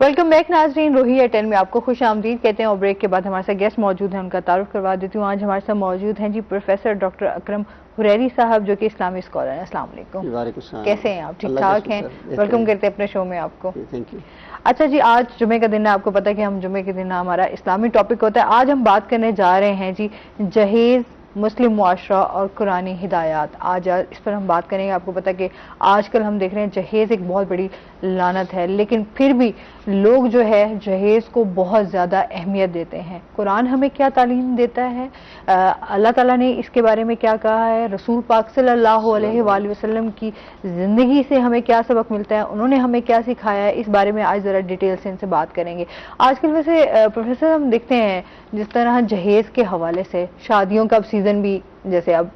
چل پڑا ہے، لوگ شادیاں بھی کر رہے ہیں، لیکن جہیز کے حوالے سے اگر ہم دیکھیں تو لوگوں کی ہمیشہ ڈیمانڈ رہی ہے، اسپیشلی لڑکے والوں کی طرف سے کہ ہمیں جہیز میں بہت کچھ دیا جائے۔ ایک تو غریب لوگ ہوتے ہیں، وہ اپنی بیٹیوں کی جب شادیاں کر رہے ہوتے ہیں تو ان کی ساری جمع پونجی جو ہے وہ صرف اسی میں چلی جاتی ہے کہ ہمیں کوئی کسر نہ چھوڑیں، کوئی کمی نہ رہ جائے، ہم بچی کو وہ ہر چیز، ہر سہولت دے سکیں جس پر کبھی ان کے اوپر کوئی یہ بات ان کے سسرال والے نہ اٹھا سکے کہ آپ کے والدین نے ہمیں یہ کچھ نہیں دیا۔ جی بسم اللہ الرحمن الرحیم۔ آج کل ویسے بھی شادیوں کا سیزن شروع ہو چکا ہے اور اس حوالے سے اس موضوع پر گفتگو کرنا امید ہے انشاءاللہ ہمارے لیے اور ہمارے معاشرے کے افراد کے لیے انشاءاللہ فائدہ مند ثابت ہوگا۔ چونکہ ہم مسلمان ہیں اور ہمارے معاشرے مسلمان ہیں، اس لحاظ سے ایک تو ہماری پہلی ترجیح یہ ہونی چاہیے کہ کوئی بھی میٹر ہے، چاہے وہ شادی بیاہ سے متعلق ہے، موت و حیات کے کسی بھی معاملات سے ریلیٹڈ ہے،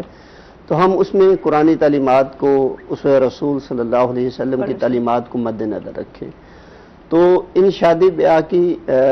ڈھیر ساری رسومات جو کہ قابل اعتراض ہیں، ان میں سے ایک جہیز ہے،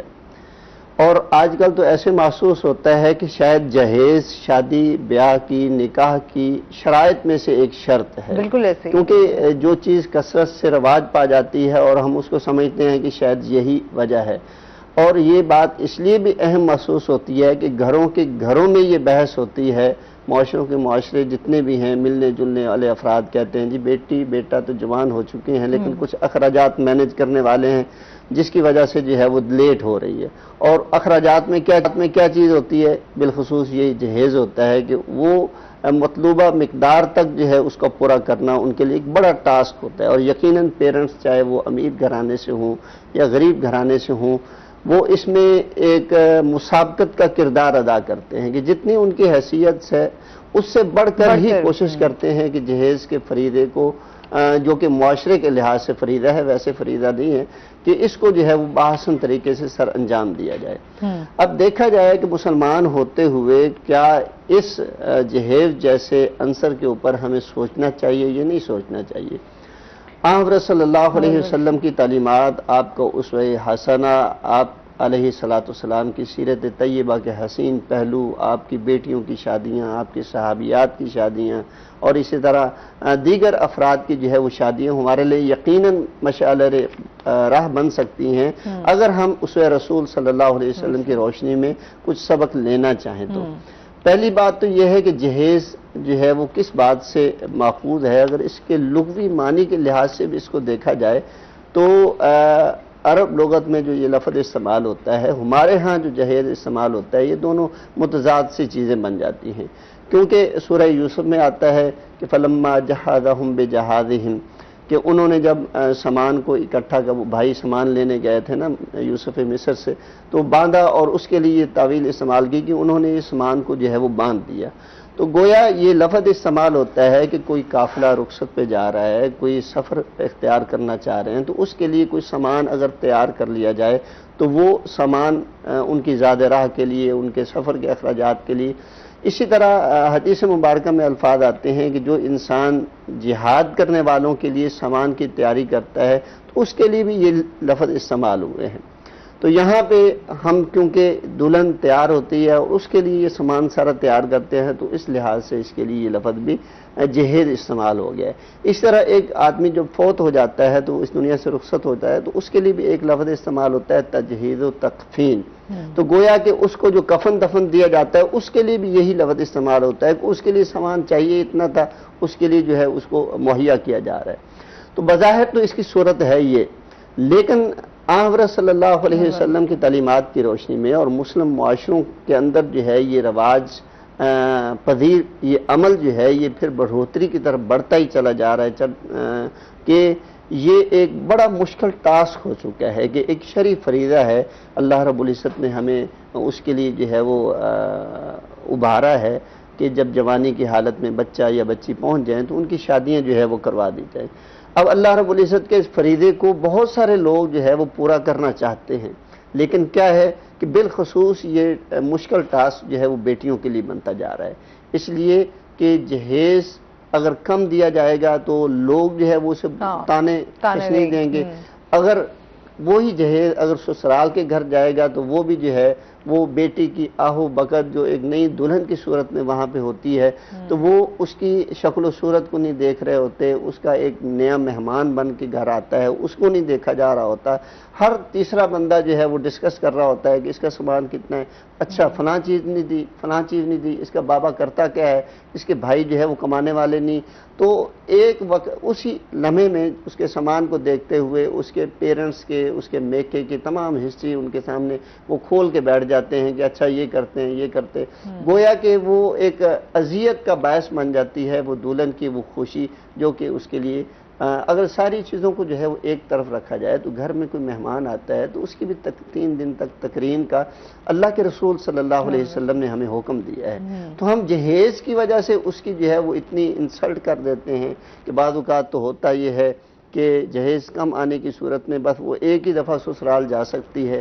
وہ واپس جو ہے وہ اپنے سسرال ہاں جی واپس بالکل. نہیں آ ہم سکتی. بہت ہی برے طریقے سے اس معاشرے میں اگر ہم بات کریں جہیز کی تو بہت بری طریقے سے جو ہے وہ جکڑے ہوئے ہیں. پھر ہماری جو شادی کی رسومات ہیں, فضول خرچی ہے, پھر لوگوں کی جو ڈیمانڈز ہیں, اسپیشلی جب بیٹیوں کے, اسی وجہ سے شاید بہت سارے ایسے گھر بھی ہیں جہاں پر ابھی تک بیٹیوں کے رشتے نہیں ہو سکے صرف جہیز کی وجہ سے, کہ اگر وہ لوگ اس جہیز جو ڈیمانڈ وہ کر رہے ہوتے ہیں اگر وہ والدین پوری نہیں کر پا رہے ہوتے تو وہ رشتہ بھی توڑ کے چلے جاتے ہیں. اچھا, یہ ایک عجیب ہمارے اوپر سوشل میڈیا کا اور ڈراموں کا جہاں مثبت اثرات ہیں وہاں منفی اثرات بھی بالکل ایسے ہی ہے. اچھا, یہ پہلے ڈیمانڈ نہیں کیا جاتا تھا جہیز, لیکن یہ کہ خاموش ڈیمانڈ ضرور ہوتی تھی کہ رشتہ لینے والوں کو پتہ ہوتا تھا کہ ہماری کیا کیا چاہت ہے, یقیناً یہ انلاد والے پوری کریں گے, اور جنہوں نے بیٹی دینی ہوتی تھی ان کو بھی پتہ ہوتا تھا کہ ان کو کیا کیا ضروریات ہیں. جیسے کہ میں مثال دیتا ہوں گاؤں کے لوگوں کی, کہ ان کو پتہ ہوتا ہے کہ میری بیٹی جو ہے وہ ایک ڈیرے دار ذمہ دار کے گھر بیاہی جا رہی ہے, تو لہٰذا ان کے گھر مہمانوں کو آنا جانا اتنا ہوتا ہے, ڈیرے پہ اتنے افراد آتے ہیں, لہٰذا برتن کے اتنے سیٹ ہونے چاہیے, مہمان ٹھہرتے ہیں تو ان کی تعداد اتنی ہوتی ہے, لہٰذا بستر کے اتنے سیٹ ہونے چاہیے. یعنی کہ وہ بیٹی والے خود سے تصور کر کے وہ چیزیں, یہ ہوتی ہے کہ خاموش ڈیمانڈ. لیکن اس میڈیا کا اثر یہ ہوا ہے, سوشل میڈیا کا, کہ اب وہ ڈیمانڈ جس طرح کہ ہم جہاں سے یہ جہیز چلا ہے ہندو معاشرے سے, وہاں پہ اب یہ ڈیمانڈ ہو رہی ہے. رشتہ ناتا جب طے ہو رہا ہوتا ہے تو پھر وہاں پہ یہ فکس کی جاتی ہیں کہ ہمیں ڈسکس کر لیا جاتا ہے کہ آپ بیٹی کو دیں کے کیا دیں گے. میرا بیٹا تو پڑا ہوا ہے, پھر اس کو جو ہے وہ آفس آنے جانے کے لیے گاڑی بھی ضرورت ہے, آپ وہ کون سی گاڑی دیں گے, کیا ہمارے بیٹے کے سٹینڈرڈ کی ہوگی یا نہیں ہوگی. اچھا, گھر کی ڈیمانڈ کر لی جاتی ہے, گویا کہ ہم بیٹی نہیں لا رہے بلکہ ایک یعنی کہ تجارت کا سامان ہے جو ہم صرف ایک بیٹے کے ساتھ نتھی کرنے کی وجہ سے ایک بیٹی سے اتنے زیادہ مطالبات جو ہے وہ ہم کر رہے ہیں. رہی یہ بات کہ ہم مسلم ہونے کے ناطے سے اگر سوچتے ہیں, یقیناً ہمیں سوچنا چاہیے, اس لیے کہ بندہ مسلم اس دنیا میں ہے ہی اللہ کے احکامات کو اس کے پیغمبر کی دی ہوئی تعلیمات کے مطابق یاد تازہ کرنے کے لیے, رہنے کے لیے یہاں پہ ہے. تو حضرت صلی اللہ علیہ وسلم کے فرمودات کو دیکھیں اور اللہ رب العزت کی قرآنی آیات کو دیکھیں تو وہاں پہ کیا ہے, اللہ نے مرد کو جو قوام بنایا ہے تو وہاں پہ 2 خوبیاں اللہ رب العزت نے بیان فرمائی ہیں, کہ ایک تو وہ قوام ہے اس لیے کہ الرجال قوامون علی النساء بما فضل, کہ اللہ رب العزت نے جو ایک دوسرے پر فضیلت دی ہے نا کسی کو کسی پر, تو ان میں سے ایک یہ ہے کہ اس کو فضیلت دے دی گئی ہے عورتوں پر کہ وہ قوام ہے. کیوں قوام ہے؟ وَبِمَا أَنفَقُوا أَمْوَالَهُمْ, کہ انہوں نے اپنے مال کو جو ہے وہ خرچ کیا ہے. تو یہاں پہ ہم اگر دیکھتے ہیں کیونکہ میاں بیوی کا تعلق ہے, وہیں پہ آ کے اس کی قوامیت کا جو ہے وہ پتہ چلتا ہے کہ یہ قوام ہے, اور زیادہ اسی کانٹیکس میں جو ہے وہ لیا جاتا ہے کہ مرد جو ہے وہ قوام ہے. تو جب شادی ہوتی ہے تو سارے اخراجات کیونکہ مرد کو کرنے ہوتے ہیں اکارڈنگ ٹو اسلامک ٹیچنگ, تو اس لحاظ سے جو ہے وہ اسے فضیلت دے دی گئی ہے کہ یہ سارے اخراجات جو ہے وہ کرتا ہے. اب جب شادی ہوتی ہے تو اسلام کیا کہتا ہے کہ شادی کی صورت میں ایک آدمی استطاعت رکھتا ہے تو وہ شادی ضرور کرے, اور شادی کرنے کے بعد جو ہے اس کو رہائش دینے کا, اس کو لباس دینے کا, اس کو غذا دینے کا وہ پابند ہے. صحیح. تو گویا کہ ہم جو جہیز کی صورت میں اتنی ساری چیزیں لے آ رہے ہوتے ہیں کہ رہائش میں پلاٹ بھی ہوتا ہے, کوٹھی بھی ہوتی ہے, ہاں جی, سفر کی سہولت میں وہ گاڑی بھی آ رہی ہوتی ہے, گھر کے دیگر جتنے بھی سامان اخراجات ہیں وہ ساری چیزیں جو ہے وہ آ رہی ہوتی ہیں, وہ ہے تو میرے ذمے, لیکن اس کا مطالبہ اگر کر کے لیا جا رہا ہے تو وہ ایک گناہ عظیم کا جو ہے وہ مرتکب ہے, اور وہ دوسرے معنوں میں وہ ایسے ہی ہے جیسے وہ کسی سے بھیک مانگ رہا ہے. اگر بھیک نہیں ملتی تو وہ ڈاکہ ڈال رہا ہے اور زبردستی جو ہے وہ ان کو مطالبہ کر رہا ہے کہ یہ چیز نہیں آئے گی تو سمجھ لیں کہ رشتہ ٹوٹ گیا. جی بالکل. ہاں جی, ایسی آوازیں سننے کو ملتی ہیں, ایسا بیہیویئر جو ہے وہ پیدا کر دیا جاتا ہے کہ بیٹی والے جو ہے وہ مجبور ہو جاتے ہیں. تو ہمیں دیکھنا چاہیے کہ اللہ کے رسول صلی اللہ علیہ وسلم نے بھی تو اپنی بیٹیوں کی شادی کی ہے. بڑا سادہ انہوں نے بھی جہیز دیا, تو بہت ہی سادہ سا بیٹیوں کی جو ہے وہ شادی کی ہے. ہمارے لیے وہ بہترین سیرت ہے. اسی طرح آپ علیہ السلام نے خود جو ہے وہ شادیاں کی ہیں, وہ بھی ایک بہترین سیرت ہے. اگر ہم دیکھنا چاہیں کہ اسلامی معاشرے میں ہم کیسے رہ سکتے ہیں. پھر ایک روایت ہے حدیث مبارکہ میں آتا ہے کہ وہ شادیاں، وہ نکاح جو ہے ان میں اللہ برکتیں ڈال دیتا ہے جس میں اخراجات کم ہوتے ہیں۔ اب بندہ کیا روئے کہ ایک جہیز کو روئے کہ جہیز کے اوپر اتنے اخراجات ہو رہے ہیں، جہیز کے علاوہ اگر دیکھ لیا جائے تو بے تک کے اخراجات ہیں کہ شادی کا فنکشن جو ہے وہ ایسا ہو، وہ ہوٹل جو ہے وہ اس ٹائپ کا ہونا چاہیے، اس میں کھانے جو ہے وہ اتنے قسم کے ہونے چاہیے، ہمارے براتی جو ہے وہ 500 کی تعداد میں ہوں گے، ان کا کھانا، یہ براتی تمہارے ہیں، تم خود تو مہمان بنو سو بنو، اپنے ساتھ اتنے سارے سینکڑوں لوگوں کو جو ہے وہ دوسروں کا مہمان بنا رہے اور وہ بھی زبردستی، تو یہ کہاں کا جو ہے وہ انصاف ہے؟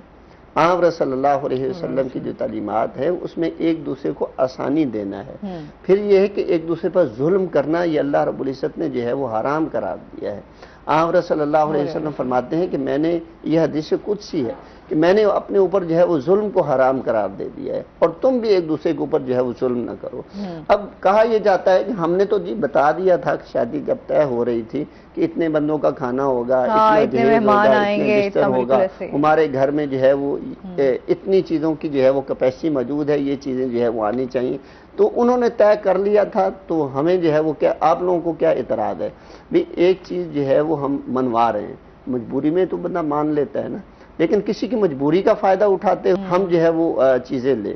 حضرت صلی اللہ علیہ وسلم کی بیٹیوں کی شادیوں کو اگر دیکھ لیا جائے تو ہمیں ساری جو ہے وہ سمجھ آ جاتی ہے کہ یہ جہیز اور اس طرح کے دیگر مطالبات وہ بالکل خلاف شریعت ہیں۔ ہاں ان کے اوپر معمولی سا جواز کا فتویٰ دیا جا سکتا ہے، جواز کی صورت پیدا کی جا سکتی ہے کہ اگر آپ مطالبہ نہیں کر رہے، آپ بلکہ اپنی زبان سے، اپنے عمل سے، اپنے یعنی رویے سے بار بار بیٹی والوں کو جو ہے وہ یہ پیغام دیں کہ ہمیں کسی چیز کی ضرورت نہیں ہے، آپ کچھ بھی نہ دیں، ہاں جی ہم ساری چیزیں جو ہے وہ مہیا کر لیں گے۔ اور پروفیسر صاحب بڑے کم لوگ ہوتے ہیں جو اس طرح کہہ دیتے ہیں، اب تو ہمارے تو معاشرے میں خال خال نظر آ رہا ہے ایسی صورتحال، اور اس چیز کی ایک اور وجہ بھی ہے جس میں یہ ہے کہ بیٹی والوں کے جو مطالبات ہوتے ہیں نا شادی کے وقت کہ اتنے تولے زیور ہو، فلاں پلاٹ ہو، منتھلی اتنی ہو، خرچہ اتنا ہو، جو چیزیں ان کی طرف سے بے تکی جو ڈیمانڈ کر جاتی ہیں نا، اس صورت میں پھر یہ جہیز والی جو ہے وہ ڈیمانڈ بھی، اس پہ بھی خاموشی اختیار کر لی جاتی ہے، یا پھر منہ سے کہہ دیا جاتا ہے اچھا آپ لوگ اتنا کچھ لکھوا رہے ہیں تو ہمیں پھر جو ہے نا آپ بیٹی کو دو گے کیا؟ تو اس طرح کی چیزیں بھی، یہ افراط و تفریط کا جو ہے وہ جو ماحول ہے نا، اس سے ہمیں نکلنا ہوگا، نہ تو ہمیں افراط و تفریط میں آنا چاہیے اور نہ ہی اس میں جو ہے وہ کمی اور بیشی میں جو ہے وہ دونوں چیزوں کو جو ہے وہ مد نظر رکھنا ہوگا۔ حضرت صلی اللہ علیہ وسلم کی 4 بیٹی ہیں، حضرت رقیہ رضی اللہ تعالی عنہا، حضرت ام کلثوم رضی اللہ تعالی عنہا، اور اسی طرح حضرت زینب رضی اللہ تعالی عنہا، اور سب سے چھوٹی بیٹی سیدہ فاطمہ رضی اللہ تعالی عنہا جو سیدنا علی رضی اللہ تعالی عنہ کے گھر میں آئی تھی۔ تو پہلی 2 بیٹیوں کی جو ہے وہ آپ نے نکاح کیے ہوئے تھے ابو لہب کی بیٹوں کے ساتھ۔ آپ علیہ السلام پر جب نبوت نازل ہو گئی تو گو کے چچا تھے، لیکن انہوں نے جو ہے وہ اپنے بیٹوں کو کہہ کے ان کو طلاقیں دلوا دی تھی۔ حضرت رقیہ کی شادی سیدنا عثمان رضی اللہ تعالی عنہ سے کی، جب وہ غزوہ بدر سن 2 ہجری میں وفات پا گئیں تو اس کے بعد اس کی شادی اپنی دوسری بیٹی ام کلثوم کی بھی شادی سیدنا عثمان رضی اللہ تعالی عنہ کے ساتھ کی، اسی وجہ سے ان کو ذو النورین بھی کہا جاتا ہے۔ بالکل، اس پہ ہم مزید بھی بات کریں گے۔ ناظرین ابھی ہم نے جانا ہے بریک پہ، ہمارے ساتھ رہیے گا۔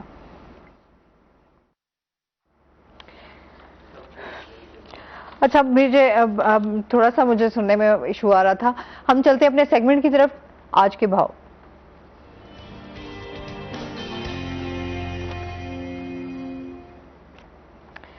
جی ہمارے ساتھ شکیل سلطان موجود ہیں۔ شکیل ہمیں بتائیے کہ آج سبزیوں اور پھلوں کے کیا ریٹس ہیں؟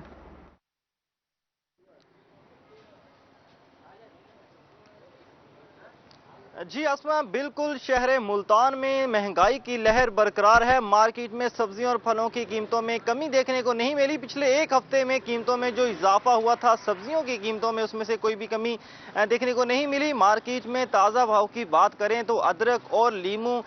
400 میں، لہسن 360 میں، جبکہ مٹر 320 روپے فی کلو میں فروخت ہو رہا ہے۔ اس کے ساتھ بنیادی سبزیوں کی بات کریں تو سبز مرچ اور ٹماٹر 240 میں، شملہ مرچ 320 میں، پیاز 160 में, जबकि आलू 80 रुपए फी किलो में फरोख्त हो रहे हैं। बाकी सब्जियों की बात करें जिसमें चकोतरा 240, गोभी और गाजर 160, जबकि भिंडी और कद्दू 120 रुपए फी किलो में दस्तयाब हैं। फलों की बात करें तो जैसा आप जानते हैं फलों की कीमतों में कोई कमी देखने को नहीं मिलती। फल महंगे दामों फरोख्त हो रहे हैं। महंगे फलों ने गरीब से मुंह का जायका तक छीन लिया है। अगर आज की ताज़ा कीमतों की बात करें जिसमें अंगूर 320 से 400 में, अनार 140 से 240 रुपए फी किलो तक फरोख्त हो रहे हैं। इसके साथ बाकी फलों की बात करें जिसमें पपीता और मीठा 320 में, सेब 160 से 240, जबकि तरबूज 120 रुपए फी किलो में और खरबूज 240 रुपए फी किलो में दस्तयाब है। इसके साथ बाकी फलों की बात करें खुश्क खजूर 320 में, जबकि केला 60 से 100 रुपए फी दर्जन में दस्तयाब है। इसके साथ सिंध का केला 120 रुपए फी दर्जन तक भी मिल रहा है। जिसमें जापानी फल की बात करें, जैसा कि जापानी फल की भी दो अक़साम हैं, जिसमें सवात का जापानी फल महंगा है 200 रुपए फी किलो में, जबकि पिशावर का लोकल जापानी फल 120 रुपए फी किलो में फरोख्त हो रहा है। इस हवाले से शहरी भी परेशान दिखाई दिए क्योंकि पिछले एक हफ्ते से कीमतों में कोई कमी देखने को नहीं मिल रही। पहले उतार चढ़ाव आया था, सब्जियों की कीमतों में इजाफा हुआ था, सब्जियों और फलों की कीमतों में अभी तक कोई कमी नहीं देखने को मिल रही। जी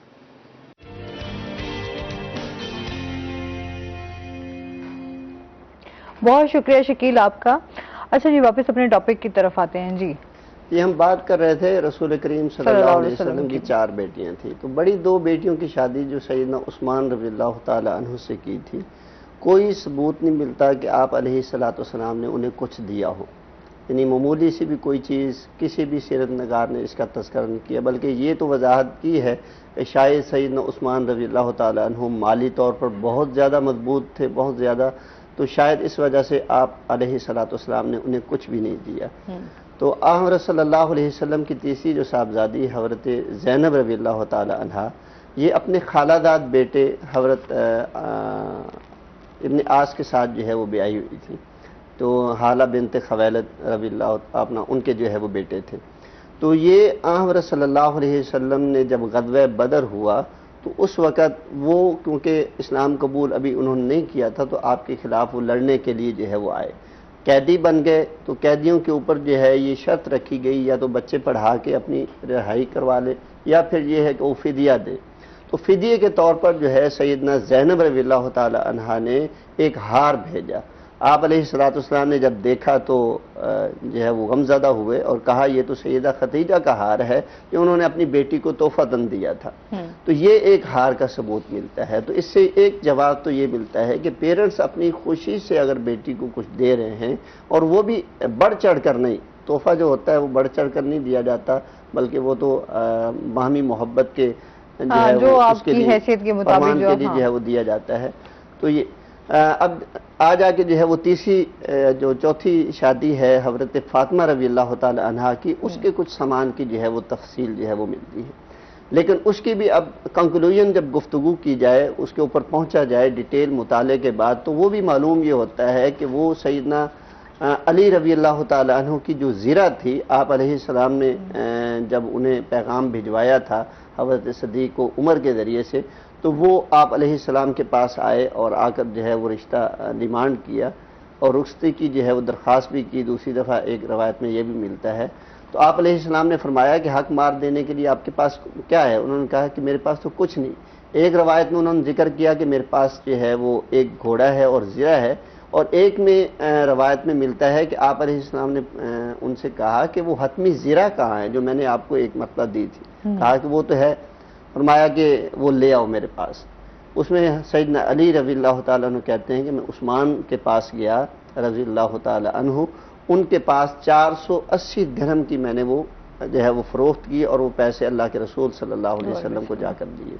आप अलैहिस्सलाम ने उनमें से कुछ पैसे, कुछ दिरहम हज़रत बिलाल को दिए कि खुशबू वगैरह लेकर आए, और उसमें से कुछ चीज़ें जो है वो तैयार करवाई, जिसमें से एक तकिए का जिक्र मिलता है, एक मशकीदे का जिक्र मिलता है,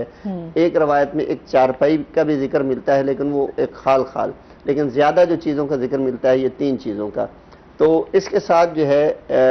एक रवायत में जो है कि 2 मटके और उसकी जो है वो चक्की का भी जिक्र मिलता है। तो ये टोटल जो है वो जमा पूंजी है जो आप अलैहिस्सलातु वस्सलाम ने सैयदा फ़ातिमा रज़ियल्लाहु ताला अन्हा को दी थी। اور میں پہلے جو بتا چکا ہوں کہ یہ چیزیں آپ علیہ الصلوۃ والسلام نے جو ہے سیدنا علی رضی اللہ تعالیٰ عنہ کی جو زیرہ تھی اس کو فروخت کرنے سے جو پیسے آئے تھے اسی سے جو ہے یہ سارا انتظام کیا تھا۔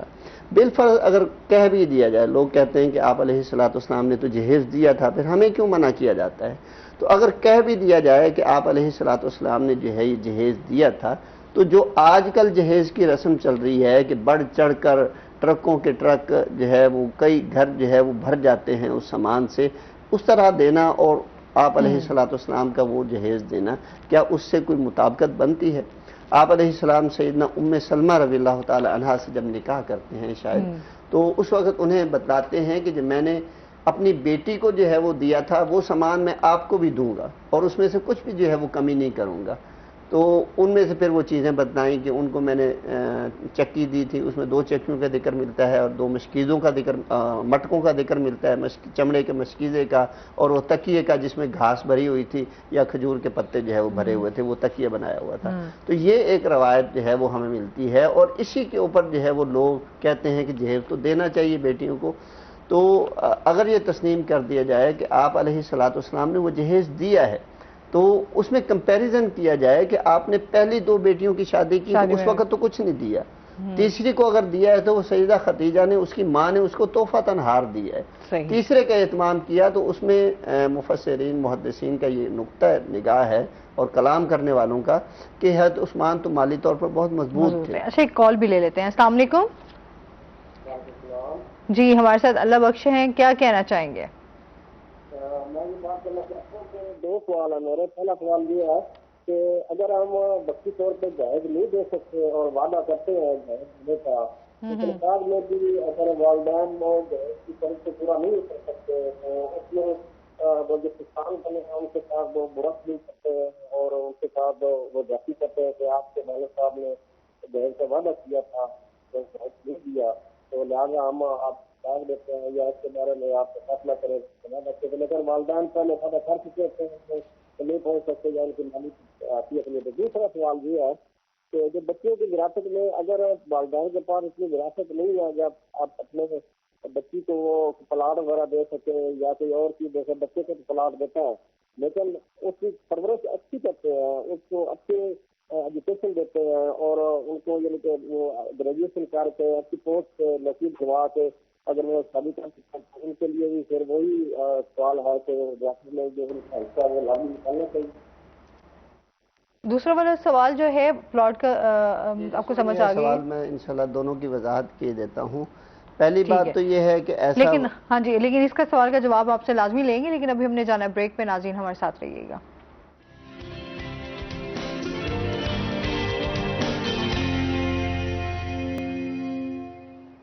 ویلکم بیک ناظرین، روہی 10 میں آپ کو خوش آمدید کہتے ہیں۔ اچھا جی، کالر ہمارے ساتھ موجود تھے، ان کے سوالات کا جوابات جو ہے وہ لے لیتے ہیں۔ سوال کرنے والے نے پہلا سوال تو غالباً اللہ بخش کا نام تھا، یہ کیا ہے کہ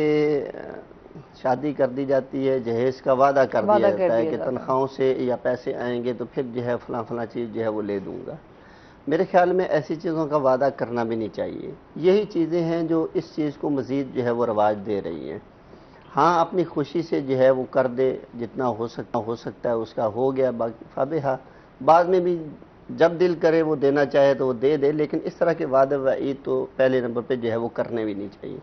اگر کر بھی دیے ہیں تو پھر جو اس کا داماد بننے والا ہے اس کو اعلیٰ ظرف کا مظاہرہ کرتے ہوئے وہ ساری چیزوں کو جو ہے وہ ڈینائی کر دینا چاہیے کہ آپ لوگوں نے جس چیز کا جو ہے وہ کہا تھا آپ کو دینے کی ضرورت نہیں ہے۔ اور یہ تانا دینا یہ تو ویسے فضول کی بات ہے کہ چلو ساس دے نندیں دے تانا، لیکن ہونے والا خاوند بھی اگر تانا دینا شروع کر دے کہ انہوں نے دیا کیا ہے، ہاں جی فلاں چیز نہیں دی، فلاں، ان کو پتا تھا میرے پاس بائک نہیں ہے، کم از کم بائک تو دے دیتے، اللہ کے بندے تجھے بیوی کی ضرورت تھی انہوں نے دے دی ہے، تو تیری باقی چیزوں کا بھی ذمہ انہوں نے اٹھانا ہے۔ تو یہ ساری چیزوں کو جو ہے وہ سوچنا چاہیے۔ اور میں دوسری ان کی بات یہ ہے کہ وراثت میں جو اس کا پلاٹ وغیرہ ہوتا ہے وہ اس کو دے دیا جائے یا اس کو ایجوکیشن دلوا کے اس کو اچھی پوسٹ پہ پہنچ جائے، اس کی تنخواہ وغیرہ کا سسٹم بن جائے، تو یہ زیادہ اچھا نہیں ہے کہ جہیز کے متبادل۔ میں سمجھتا ہوں کہ جو چیز جہیز کو فروغ دے رہی ہے اور اس میں جو مقابلہ بازی چل رہی ہے اس میں ایک بڑی وجہ جو ہے وہ وراثت کا نہ دینا ہے۔ وراثت کا حق اللہ رب العزت نے خود مقرر فرمایا ہے، اور ہم اس کو جو ہے وہ روکنے کے لیے کہ یہ ہمارے بیٹوں تک محدود رہ جائے، اور بیٹیوں کو جو ہے وہ زیادہ سے زیادہ سامان دے کے جو ہے وہ سسرال والوں کا منہ بند کر دیتے ہیں۔ اگر وہ وقتی طور پر منہ بند ہو بھی جاتا ہے تو کچھ سالوں کے بعد جو ہے وہ دوبارہ کھلنا شروع ہو جاتے ہیں۔ بھی آپ کا جو حق ہے وہ، اور یہ دیکھا گیا ہے کہ بچے جب جوان ہو جاتے ہیں، اس بیاہی ہوئی بیٹی کے بچے بڑے ہو کے جب پوچھتے ہیں ماں ہماری جو ہے وہ نانا سے وراثت کیوں نہیں ملی، تو ماں کو بار بار جو ہے وہ کہتے ہیں، ماں جو ہے وہ انکار کرتی ہے کہ میں تو نہیں جگرا رکھتی اپنے بھائیوں سے مانگنے کا، تو وہ بھائیوں ماموں سے خود جا کے ڈیمانڈ کرتے ہیں، اور ماموں جب نہیں دیتے تو وہ کورٹ میں جا کے کیس کر دیتے ہیں۔ پھر جو ہے وہ ہمیشہ کے لیے جو ہے وہ علیحدگیاں، منقطع حالات اور صلہ رحمی کا جو ہے وہ انقطاع ہو جاتا ہے۔ تو یہ ساری چیزیں ہم کسی نہ کسی جگہ پہ ڈنڈی مار رہے ہوتے ہیں، تو جس کی وجہ سے حالات جو ہے وہ ڈاواڈول ہوتے ہیں۔ تو ہم نے وراثت جو اس کا حق بنتا ہے ایک بیٹی کا، ایک بہن کا، ایک ماں کا، ہم نے وہ روکنے کے لیے جو ہے وہ اس طرح کا جہیز زیادہ سے زیادہ دینا جو ہے وہ شروع کر دیا ہے۔ تو ہمیں حضرت صلی اللہ علیہ وسلم پر نازل ہونے والا قرآن حکیم جو سورہ نساء کی آیات ہیں کہ یوصیکم اللہ فی اولادکم للذکر مثل حظ الانثیین، اس کو آگے پڑھتے جائیں نا تو اللہ رب العزت فرماتے ہیں کہ جو بھی وراثت کے یہ حقوق ادا کرتا ہے، وَمَن یُطِعِ اللَّهَ وَرَسُولَهُ يُدْخِلْهُ الْجَنَّةَ، کہ اللہ رب العزت جو ہے کی اطاعت کرنے والے، اس کے رسول کی اطاعت کرنے والے، اللہ اسے جنت میں داخل فرمائیں گے۔ اور اس سے آگے آخری آیت کے جو لفظ ہیں فرمایا کہ ذَلِكَ الْفَوْزُ الْعَظِيمُ، کہ یہی ایک بہت بڑی جو ہے وہ کامیابی ہے۔ گویا کہ اس حق کو پورا کرنا یہ ایک کامیابی ہے، اور جو حق کو پورا نہیں کرتا، اللہ رب العزت ارشاد فرماتے ہیں کہ وَمَن يَعْصِ اللَّهَ وَرَسُولَهُ وَيَتَعَدَّ حُدُودَهُ، کہ جو اللہ اور اس کے رسول کی نافرمانی کرتا ہے اور حدود سے تجاوز کرتا ہے، کہ اللہ نے حکم تو کس چیز کا دیا ہے، اور ہم جو ہے اس کے الٹرنیٹ جو ہے وہ کون سی چیز بنا کر کے ہم اس کو جو ہے وہ ٹرخا رہے ہیں۔ ایک کالر بھی ہمارے ساتھ ہیں۔ السلام علیکم۔ وعلیکم السلام جی الحمدللہ بالکل ٹھیک ٹھاک۔ فرحت حیات ہمارے ساتھ موجود ہیں، جی کیا کہنا چاہیں گے؟ جی فرحت حیات بیرا رضی خان سے بات کروں۔ میرا سوال یہ ہے مولانا صاحب سے کہ اگر کوئی شخص صاحب حیثیت ہے جہیز کے حوالے سے، وہ اپنی حیثیت کے مطابق جہیز دیتا ہے تو کیا جائز ہے؟ ضروری نہیں ہے کہ مطلب وہ دکھاوے کے لیے دے، تو اس سے جتنا ہو سکتا ہے وہ دے، اور غریب بندہ ہے اس سے وہ تھوڑا سا جہیز زیادہ ہو ان کی نسبت، ان کی کلاس سے۔ صحیح جی اس میں طلعت بھائی یہ ہے کہ حضرت صلی اللہ علیہ وسلم نے جو سیدہ فاطمہ رضی اللہ تعالیٰ عنہا کو جہیز دیا تھا، اس کے جواز کی بھی ایک یہی صورت ہے کہ سیدنا علی رضی اللہ تعالیٰ عنہ کے اس وقت مالی حالات اچھے نہ تھے، کیونکہ خود وہ فرما رہے ہیں کہ میرے پاس تو دینے کے لیے کچھ نہیں۔ آپ فرماتے ہیں کہ وہی حتمی زرہ جو ہے وہ لے آؤ، اسی کو فروخت کر کے جو ہے وہ مہر کی رقم جو ہے وہ دی گئی۔ تو اس سے محسوس یہ ہوتا ہے کہ اگر داماد جو ہے وہ کمزور ہے، یا آپ جو ہے وہ صاحب حیثیت ہیں، تحفتاً کوئی چیز دینا چاہتے ہیں اپنی بیٹی کو، وہ تحفتاً میں کوئی بھی سامان ہو سکتا ہے، وہ آپ انہیں عنایت کریں، اور آگے سے ڈیمانڈ نہ ہو کہ ہمیں یہ چیز جو ہے وہ دی جائے۔ وہ اپنی خوشی سے جو کچھ دیتا ہے تو اس کی جو ہے وہ اجازت ہے، اس میں کوئی ایسی قباحت نہیں ہے۔ قباحت اس میں ہے کہ لڑکے والے ڈیمانڈ کریں اور لڑکی والے نمود و نمائش اور فخر غرور کا رویہ اپناتے ہوئے پورے محلے میں، جس طرح گاؤں میں رواج تھا، شاید اب بھی ہوگا، کہ پورے شادی سے 2-4 دن پہلے ایک باقاعدہ ڈسپلے ہوتا تھا اور اعلان کیا جاتا تھا کہ فلاں کی بیٹی کا جہیز جو ہے وہ آج دکھایا جائے گا۔ تو وہ جو ہے وہ خواتین لوگ جو ہے وہ آ جاتے تھے، گھر میں اکٹھے ہوتے تھے، ان کو چائے پانی بھی دیا جاتا تھا، اور جہیز کی سامان کی جو ہے وہ باقاعدہ نمائش ہوتی تھی۔ تو ایسی چیزیں جو ہے وہ خلاف شرع ہیں۔ حضرت صلی اللہ علیہ وسلم نے نمود و نمائش سے بھی سخت منع فرمایا ہے، اور حدود سے تجاوز کرنے سے بھی جو ہے وہ سخت منع فرمایا ہے۔ تو آج جو ہے وہ اعتراض اصل میں تو یہی ہے نا، کہا جاتا ہے کہ اچھا جی یہ تو اب چل جو رہا ہے نا، فلاں نے بھی دیا ہے، فلاں نے بھی دیا ہے، فلاں نے بھی دیا ہے، آپ بھی دو گے تو ہمارے بیٹے کو تھوڑا دو گے، آپ نے اپنی بیٹی کو دینا ہے۔ بھئی اللہ رب العزت ارشاد فرماتے ہیں کہ جب تم ان کو بیاہ کر کے لے آ رہے ہو تو ان کا لباس، ان کی غذا، ان کا رہائش وہ آپ کے ذمے ہے، جبکہ آپ وہ رہائش اور اس سے منسلک ساری چیزیں جو ہے وہ ایک لڑکی سے ہی ڈیمانڈ کر رہے ہو کہ وہ ساری چیزیں لے کر کے آئے، تب وہ اس گھر میں رہ سکے گی، ورنہ اس گھر میں جو ہے وہ رہنے کے لیے اس کی جو ہے وہ جگہ نہیں ہے۔ تو خوشی سے جو کچھ آپ دینا چاہیں وہ دے سکتے ہیں، ڈیمانڈ والا جو ہے وہ رویہ جو ہے وہ نہیں ہونا چاہیے۔ ویسے ظاہر سی بات ہم یہ دیکھ رہے ہوتے ہیں، ویسے بھی اگر ہم بیٹیوں کے حوالے سے دیکھیں تو پیرنٹس ہر وہ ممکنہ کوشش کرتے ہیں جس سے وہ اپنی بیٹی کے لیے کچھ کر سکتے ہیں، جی جی لیکن ظاہر سی بات ہے ہمارا معاشرہ جس راہ پر چل پڑا ہے اور جس طرح چیزوں کی اب ڈیمانڈ کی جا رہی ہے باقاعدہ شرط کے طور پر کہ ہمیں یہ چیزیں مہیا کی جائیں جہیز کے طور پر، تو وہ ہمارے معاشرے کو جو ہے یوں سمجھ لیں کہ ایک قسم کا خراب کر رہی ہے، اور اس طرح کافی گھر بھی جو ہے وہ خراب ہو رہے ہیں۔ دیکھیں قسمت میں جو گھر بسنے ہوتے ہیں وہ بستے ہیں۔ ہاں جی۔ ہمارے سامنے ایک ظاہری صورت یہ آ جاتی ہے نا، میں ایک اپنے بہت ہی قریبی دوست ہے ان کی بات سنانا چاہوں گا کہ ان کی جب شادی ہوئی تو ان کے سسرال والے کہتے ہیں جی خالی صرف ایک سوٹ تھا، انہوں نے کہا تھا سامان کا، میں نے سختی سے ان کو منع کیا کہ کوئی سامان نہیں آنا چاہیے۔ کہتے ہیں ایک چھوٹا سا بیگ ہی وہ لے کر کے آئی تھی جس میں کچھ میک اپ سامان اور کچھ جو ہے وہ سوٹ، زیادہ سے زیادہ وہ 2 ہوں گے یا 3 ہوں گے، اس بیگ میں اتنے زیادہ آ بھی نہیں سکتے، اسی کے ساتھ میں بیاہ کر لایا تھا، اور باقی جتنی بھی چیزیں تھیں میں نے آہستہ آہستہ گھر میں خود پوری کی تھی۔ اچھا جب اس کی چھوٹی بہن کا رشتہ ہونے لگا تو انہوں نے کوشش کی کہ جس طرح کہ آج کل رشتہ ڈھونڈا جا رہا ہے، کوئی اکلوتا گھر کا بیٹا ہو، ماں باپ کا ایک ہو، ہاں جی کچھ پراپرٹی اس کی ہو، وہ کہتے ہیں میں منع کرتا رہا کہ آپ ایسا نہ کیجئے، آپ دیندار لڑکا تلاش کیجئے اور رشتہ کر دیجئے۔ لیکن آج آگے انہوں نے دیکھا کہ ایک فیملی ہے، ان کی اپنی اولاد تو نہیں ہے، مالی طور پر بہت مضبوط ہیں، زمین بھی ہے، گاڑی بھی ہے، ٹریکٹر بھی ہے، فلاں چیز بھی ہے، تو لڑکا انہوں نے لے پالک رکھا ہوا ہے، وہ سارا اثاثہ اسی کا ہی ہوگا، انہوں نے رشتہ کیا، کہتے ہیں پھر انہوں نے سارا جہیز بھی تیار کیا۔ اچھا مجھے کچھ نہیں دیا تھا لیکن انہوں نے اس کا سارا جہیز تیار کیا، تو کہتے ہیں جہیز اس کو دیا، تو جب ولیمے پہ ہم گئے تو اس کی جو ستیلی ماں تھی وہ ادھر سے آئے، وہ چائے کا کپ دے رہی ہے تو فلاں چیز نہیں دی، ادھر بوتل دے رہی تو فلاں چیز تو آئی نہیں ہے، پتہ نہیں کس طرح کے یہ لوگ ہیں، ان کو پتہ ہی نہیں ہے معاشرے کا کس طرح رہتے، ادھر سے گزر رہی ہے، تو کہتے ہیں ولیمے والے دن کھانا حرام ہو گیا، ہمارے یعنی افراد جتنے بھی گئے تھے مہمان، کہ ہم کھانا نہیں کھا سکے، غمزدہ دل کے ساتھ جو ہے وہ واپس لوٹے اپنی بیٹی کو جس طرح لے کے آتے ہیں شادی کے بعد، تو بڑے پریشان ہوئے کہ یہ ہوا کیا ہے کہ ہم نے سامان بھی دیا اور اس کے باوجود اعتراضات۔ اچھا وہ چلتا ہوا یہ کہ آخر جو اعتراض پہلے دن ہو جاتا ہے وہ آخر تک جو ہے وہ رہتا ہے،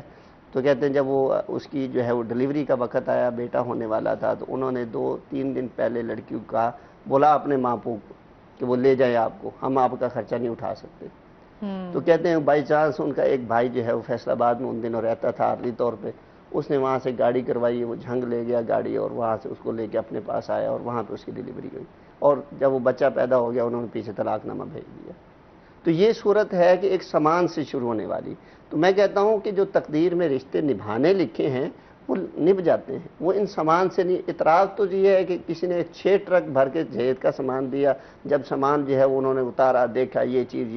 انہوں نے کہا ہم تو ذمہ دار تھے، ان کو اتنی عقل نہیں آئی کہ 2-4 کشیاں بھی دے دیتے، یعنی جس سے زمین کی کھدائی کرتے، تو اعتراض تو ہر جگہ آ جاتا ہے۔ اچھا پھر وہی بات آگی کہ ہمارے ہاں صرف جو ایک سوال آج ہمیشہ رہا کہ لوگ کیا کہیں گے، جی صرف یہ لوگ کیا کہیں گے چکروں میں نا ہم لوگوں نے اپنے لائف سٹائل کو، ہم نے اپنی چیزوں کو بہت حد تک جو ہے وہ خراب کر چکے ہیں۔ پھر ہمارا یہ سمجھتے ہیں کہ ہم اسلامی تعلیمات سے بھی کئی حد تک جو ہے وہ بڑے دور ہوتے جا رہے ہیں، آپ کیا کہنا چاہیں گے اس بارے میں؟ اسلامی ہم اپنے آپ کو دیندار تو کہتے ہیں، کئی لوگ ہیں جنہوں نے باقاعدہ دینی ادارے قائم کیے ہوئے ہیں، میں تو سمجھتا ہوں کہ وہی اصل میں رول ماڈل ہے، کہ ان لوگوں کو ایک ایسا رول ماڈل پلے کرنا چاہیے جس سے وہ ریت جو ہے وہ آگے چلے۔ اب میرے انلاز جو ہے وہ اچھے خاصے ہیں، لیکن انہوں نے جب شادی کی تو صرف چند ایک مہمان بلائے، 10 سے 12 لوگ تھے اور نکاح کر دیا،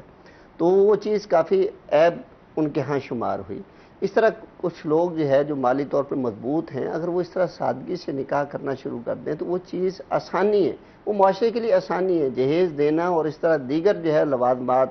کہ میرج ہال کا انتظام، 500 لوگوں کا کھانا، یہ چیزیں یہ تکلیف دیں ہیں اور یہ مجبوری میں سارے افراد کرتے ہیں۔ اگر یہ صاحب ثروت حضرات جو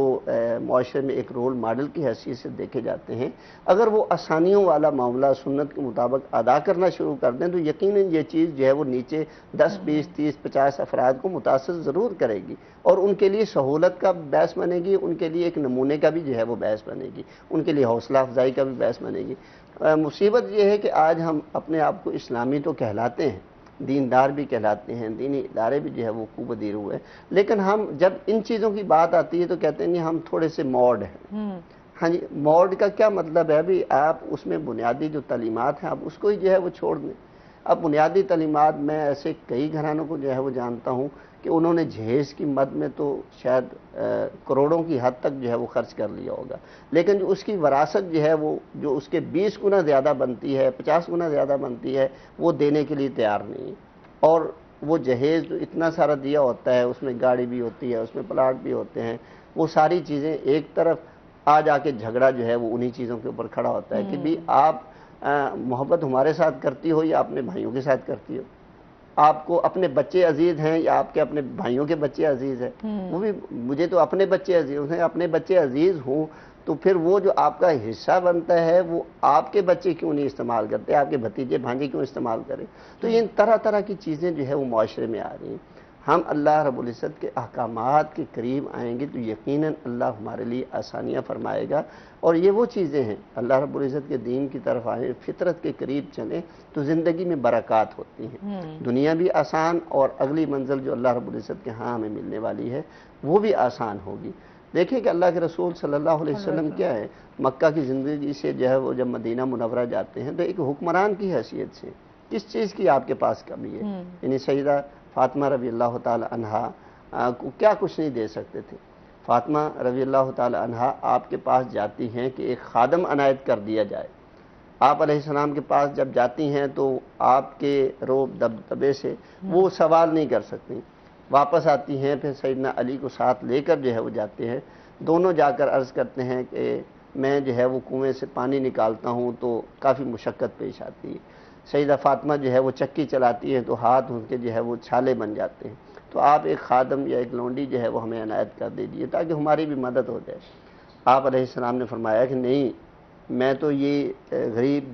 دیار جو ہے وہ لوگ ہیں، اصحاب الصفہ کے لوگ ہیں، ان کے خرچ جو ہے وہ کیسے چلاؤں؟ یہ تو بیچارے یہاں بیٹھے ہوئے ہیں، میں تو وہ انہیں فروخت کر کے ان کے اخراجات پورے کروں گا۔ واپس لوٹے، آپ علیہ السلام رات کو ان کے گھر آئے، ان کو متبادل ایک بتلایا، یعنی اپنی بیٹی کو دینے کے لیے کیا کچھ نہیں تھا اللہ کے نبی صلی اللہ علیہ وسلم۔ ہاں جی دیکھی بھی ان کی، لیکن نہیں دیا اس لیے کہ کل کو آنے والے وقت میں جو اس کے امتی ہیں وہ اس چیز کو دلیل بناتے ہوئے کل کو سسرال کے دروازے پہ جو ہے وہ نہ بیٹھ جائیں، یا اپنی بیٹیوں کو جو ہے وہ سسرال کے دروازوں پہ نہ بٹھا دیں کہ نہیں جی فلاں چیز لے کے آؤ، فلاں چیز لے، جیسے کہ آج ہے کہ ساس کہہ دیتی ہے کہ اپنی ماں پیو دے ہندے ہندے ہاں جی نکال لو جو کچھ نکلتا ہے، ورنہ بعد میں تو تمہارے بھائیوں نے کچھ نہیں دینا۔ تو یعنی اس طرح کی جو ہے وہ چیزیں، اور افسوس یہ ہوتا ہے کہ وہ اس کی نندیں، وہ اس کی ساس جس کی اپنی بھی بیٹیاں ہوتی ہیں، کل کو انہوں نے بھی جو ہے وہ شادی ہو کے جو ہے وہ سسرال کے گھر جانا، وہی اس لڑکی کو انسسٹ کر رہی ہوتی ہیں کہ کچھ لے کے آؤ بھی، کچھ لے کے آؤ۔ آج جو ہے وہ میکے گئی تھی، آج بغیر خالی ہاتھ جو ہے واپس آ گئی، انہوں نے کچھ نہیں دیا تجھے اپنی بہن سمجھتے نہیں ہے، تجھے اپنی بیٹی نہیں سمجھتے، تیرے ساتھ فرق کرتے، وہ ایسی اذیت ناک اس کی زندگی بن جاتی ہے جس کو ہمارے کم از کم دیندار ماحول اور مسلمان کہلانے والے افراد کے درمیان جو ہے اس چیز کو ختم ہو جانا چاہیے۔ عزت، احترام، تکریم جو ہے یہ مسلمان کا ایک اثاثہ اور اس کی خوبی ہے۔ آپ علیہ السلام کی تعریف، مسلمان کی تعریف کے مطابق کہ آپ اپنی زبان سے، آپ اپنے منصب کے لحاظ سے کسی کو تکلیف دیتے ہیں تو آپ مسلمان نہیں ہیں۔ آپ خامد کی حیثیت سے، آپ نند کی حیثیت سے، آپ ساس کی حیثیت سے ایک بہو کو جو ہے وہ تکلیف دے رہے ہیں کہ جاؤ بھی اپنے باپ سے یہ لے کے آؤ، اپنی ماں سے یہ لے کے آؤ، اپنے بھائیوں سے یہ کہو، اگر تم یہ چیز نہیں لاؤ گی تو میں جو ہے وہ تمہیں چھوڑ دوں گا، میں طلاق دے دوں گا، میں تمہیں گھر سے نکال دوں گا۔ عجیب جو ہے وہ مطالبات ہوتے ہیں، اور دیکھا دیکھی بھی بہت ہے نا، آپ نے دوسروں سے متاثر ہو کر اچھا کہ فلاں کی بیٹی کو بہت کچھ ملا، آ رہی ہے کہ اس کا جہیز کا سامان آتے ہی چیزیں اٹھا کے بیچنا شروع کرتے ہیں، گولڈ اس کا پہلے ہفتے سیل کر دیا جاتا ہے، ہاں جی اپنا تو اپنا بھی پتہ نہیں ہوتا ہے یا نہیں ہوتا، کرائے پہ اٹھا کے دیا ہوتا ہے، بیوی کا بھی اٹھا کے، اور پھر اس کو سختی سے منع کیا جاتا ہے کہ آپ نے اس کا بتانا نہیں ہے، اگر بتایا تو میں تو طلاق دے دوں گا۔ یعنی ایسی ایک عجیب قسم کی جو ہے وہ خوفناک تھریٹ ہے، گویا کہ آپ خامد ہونے کی حیثیت سے، آپ ساس ہونے کی حیثیت سے، آپ نند ہونے کی حیثیت سے ایک لڑکی کے اوپر جو ظلم کر رہے ہیں، اور اس کا حساب اس دنیا میں نہیں تو آخرت میں تو دینا پڑے گا، کیونکہ اللہ رب العزت تو انصاف کرنے والا ہے۔ تو منصب کے لحاظ سے آپ اس جہیز کی وجہ سے کسی کو تکلیف دے رہے ہیں تو یہ ایک انتہائی گھنونا جو ہے وہ جرم ہے جو آپ کر رہے ہیں۔ ہاں حیثیت کے مطابق پیرنٹس جو اپنی خوشی سے دینا چاہے وہ دے سکتے ہیں. لڑکی اپنے حق مہر رکھنے کی بھی پابند ہے, اس کو اپنے مرضی سے اسراف کرنے کی بھی پابند ہے, اپنا جو وراثت کا اس کا حصہ بنتا ہے اس کو وصول کرنے کی بھی مکمل حقدار ہے, اس کو صرف کرنے میں بھی وہ اکیلی جو ہے وہ حقدار ہے. یہ نہیں کہ اس کا جو ہے وہ پیچھے ان لاس کی طرف اپنا میکے کی طرف سے جو کچھ ملا ہے وراثت میں تو وہ آئے اور اس کا جو ہے وہ خاوند, اس کی ساس, دیگر افراد مل کے اس سے جو ہے وہ چیز چھین لیں, یہ بھی ایک زبردستی ہے. وہ اپنے مال کی مکمل ملکیت رکھتی ہے اور وہ اس کو جیسے چاہے خرچ کر سکتی ہے. بہت شکریہ پروفیسر, بہت اچھا لگا آپ ہمارے شو کا حصہ بنے اور بہت ساری اسلامی تعلیمات کے حوالے سے ہمیں آگاہ کیا. بہت شکریہ. اس کے ساتھ ہی ناظرین آج کا پروگرام یہیں پر ختم ہوا. اپنا بہت سارا خیال رکھیے گا, دعاؤں میں یاد رکھیے گا. انشاءاللہ زندگی نے ساتھ دیا تو صبح آپ سے پھر ملاقات ہوگی. اللہ حافظ.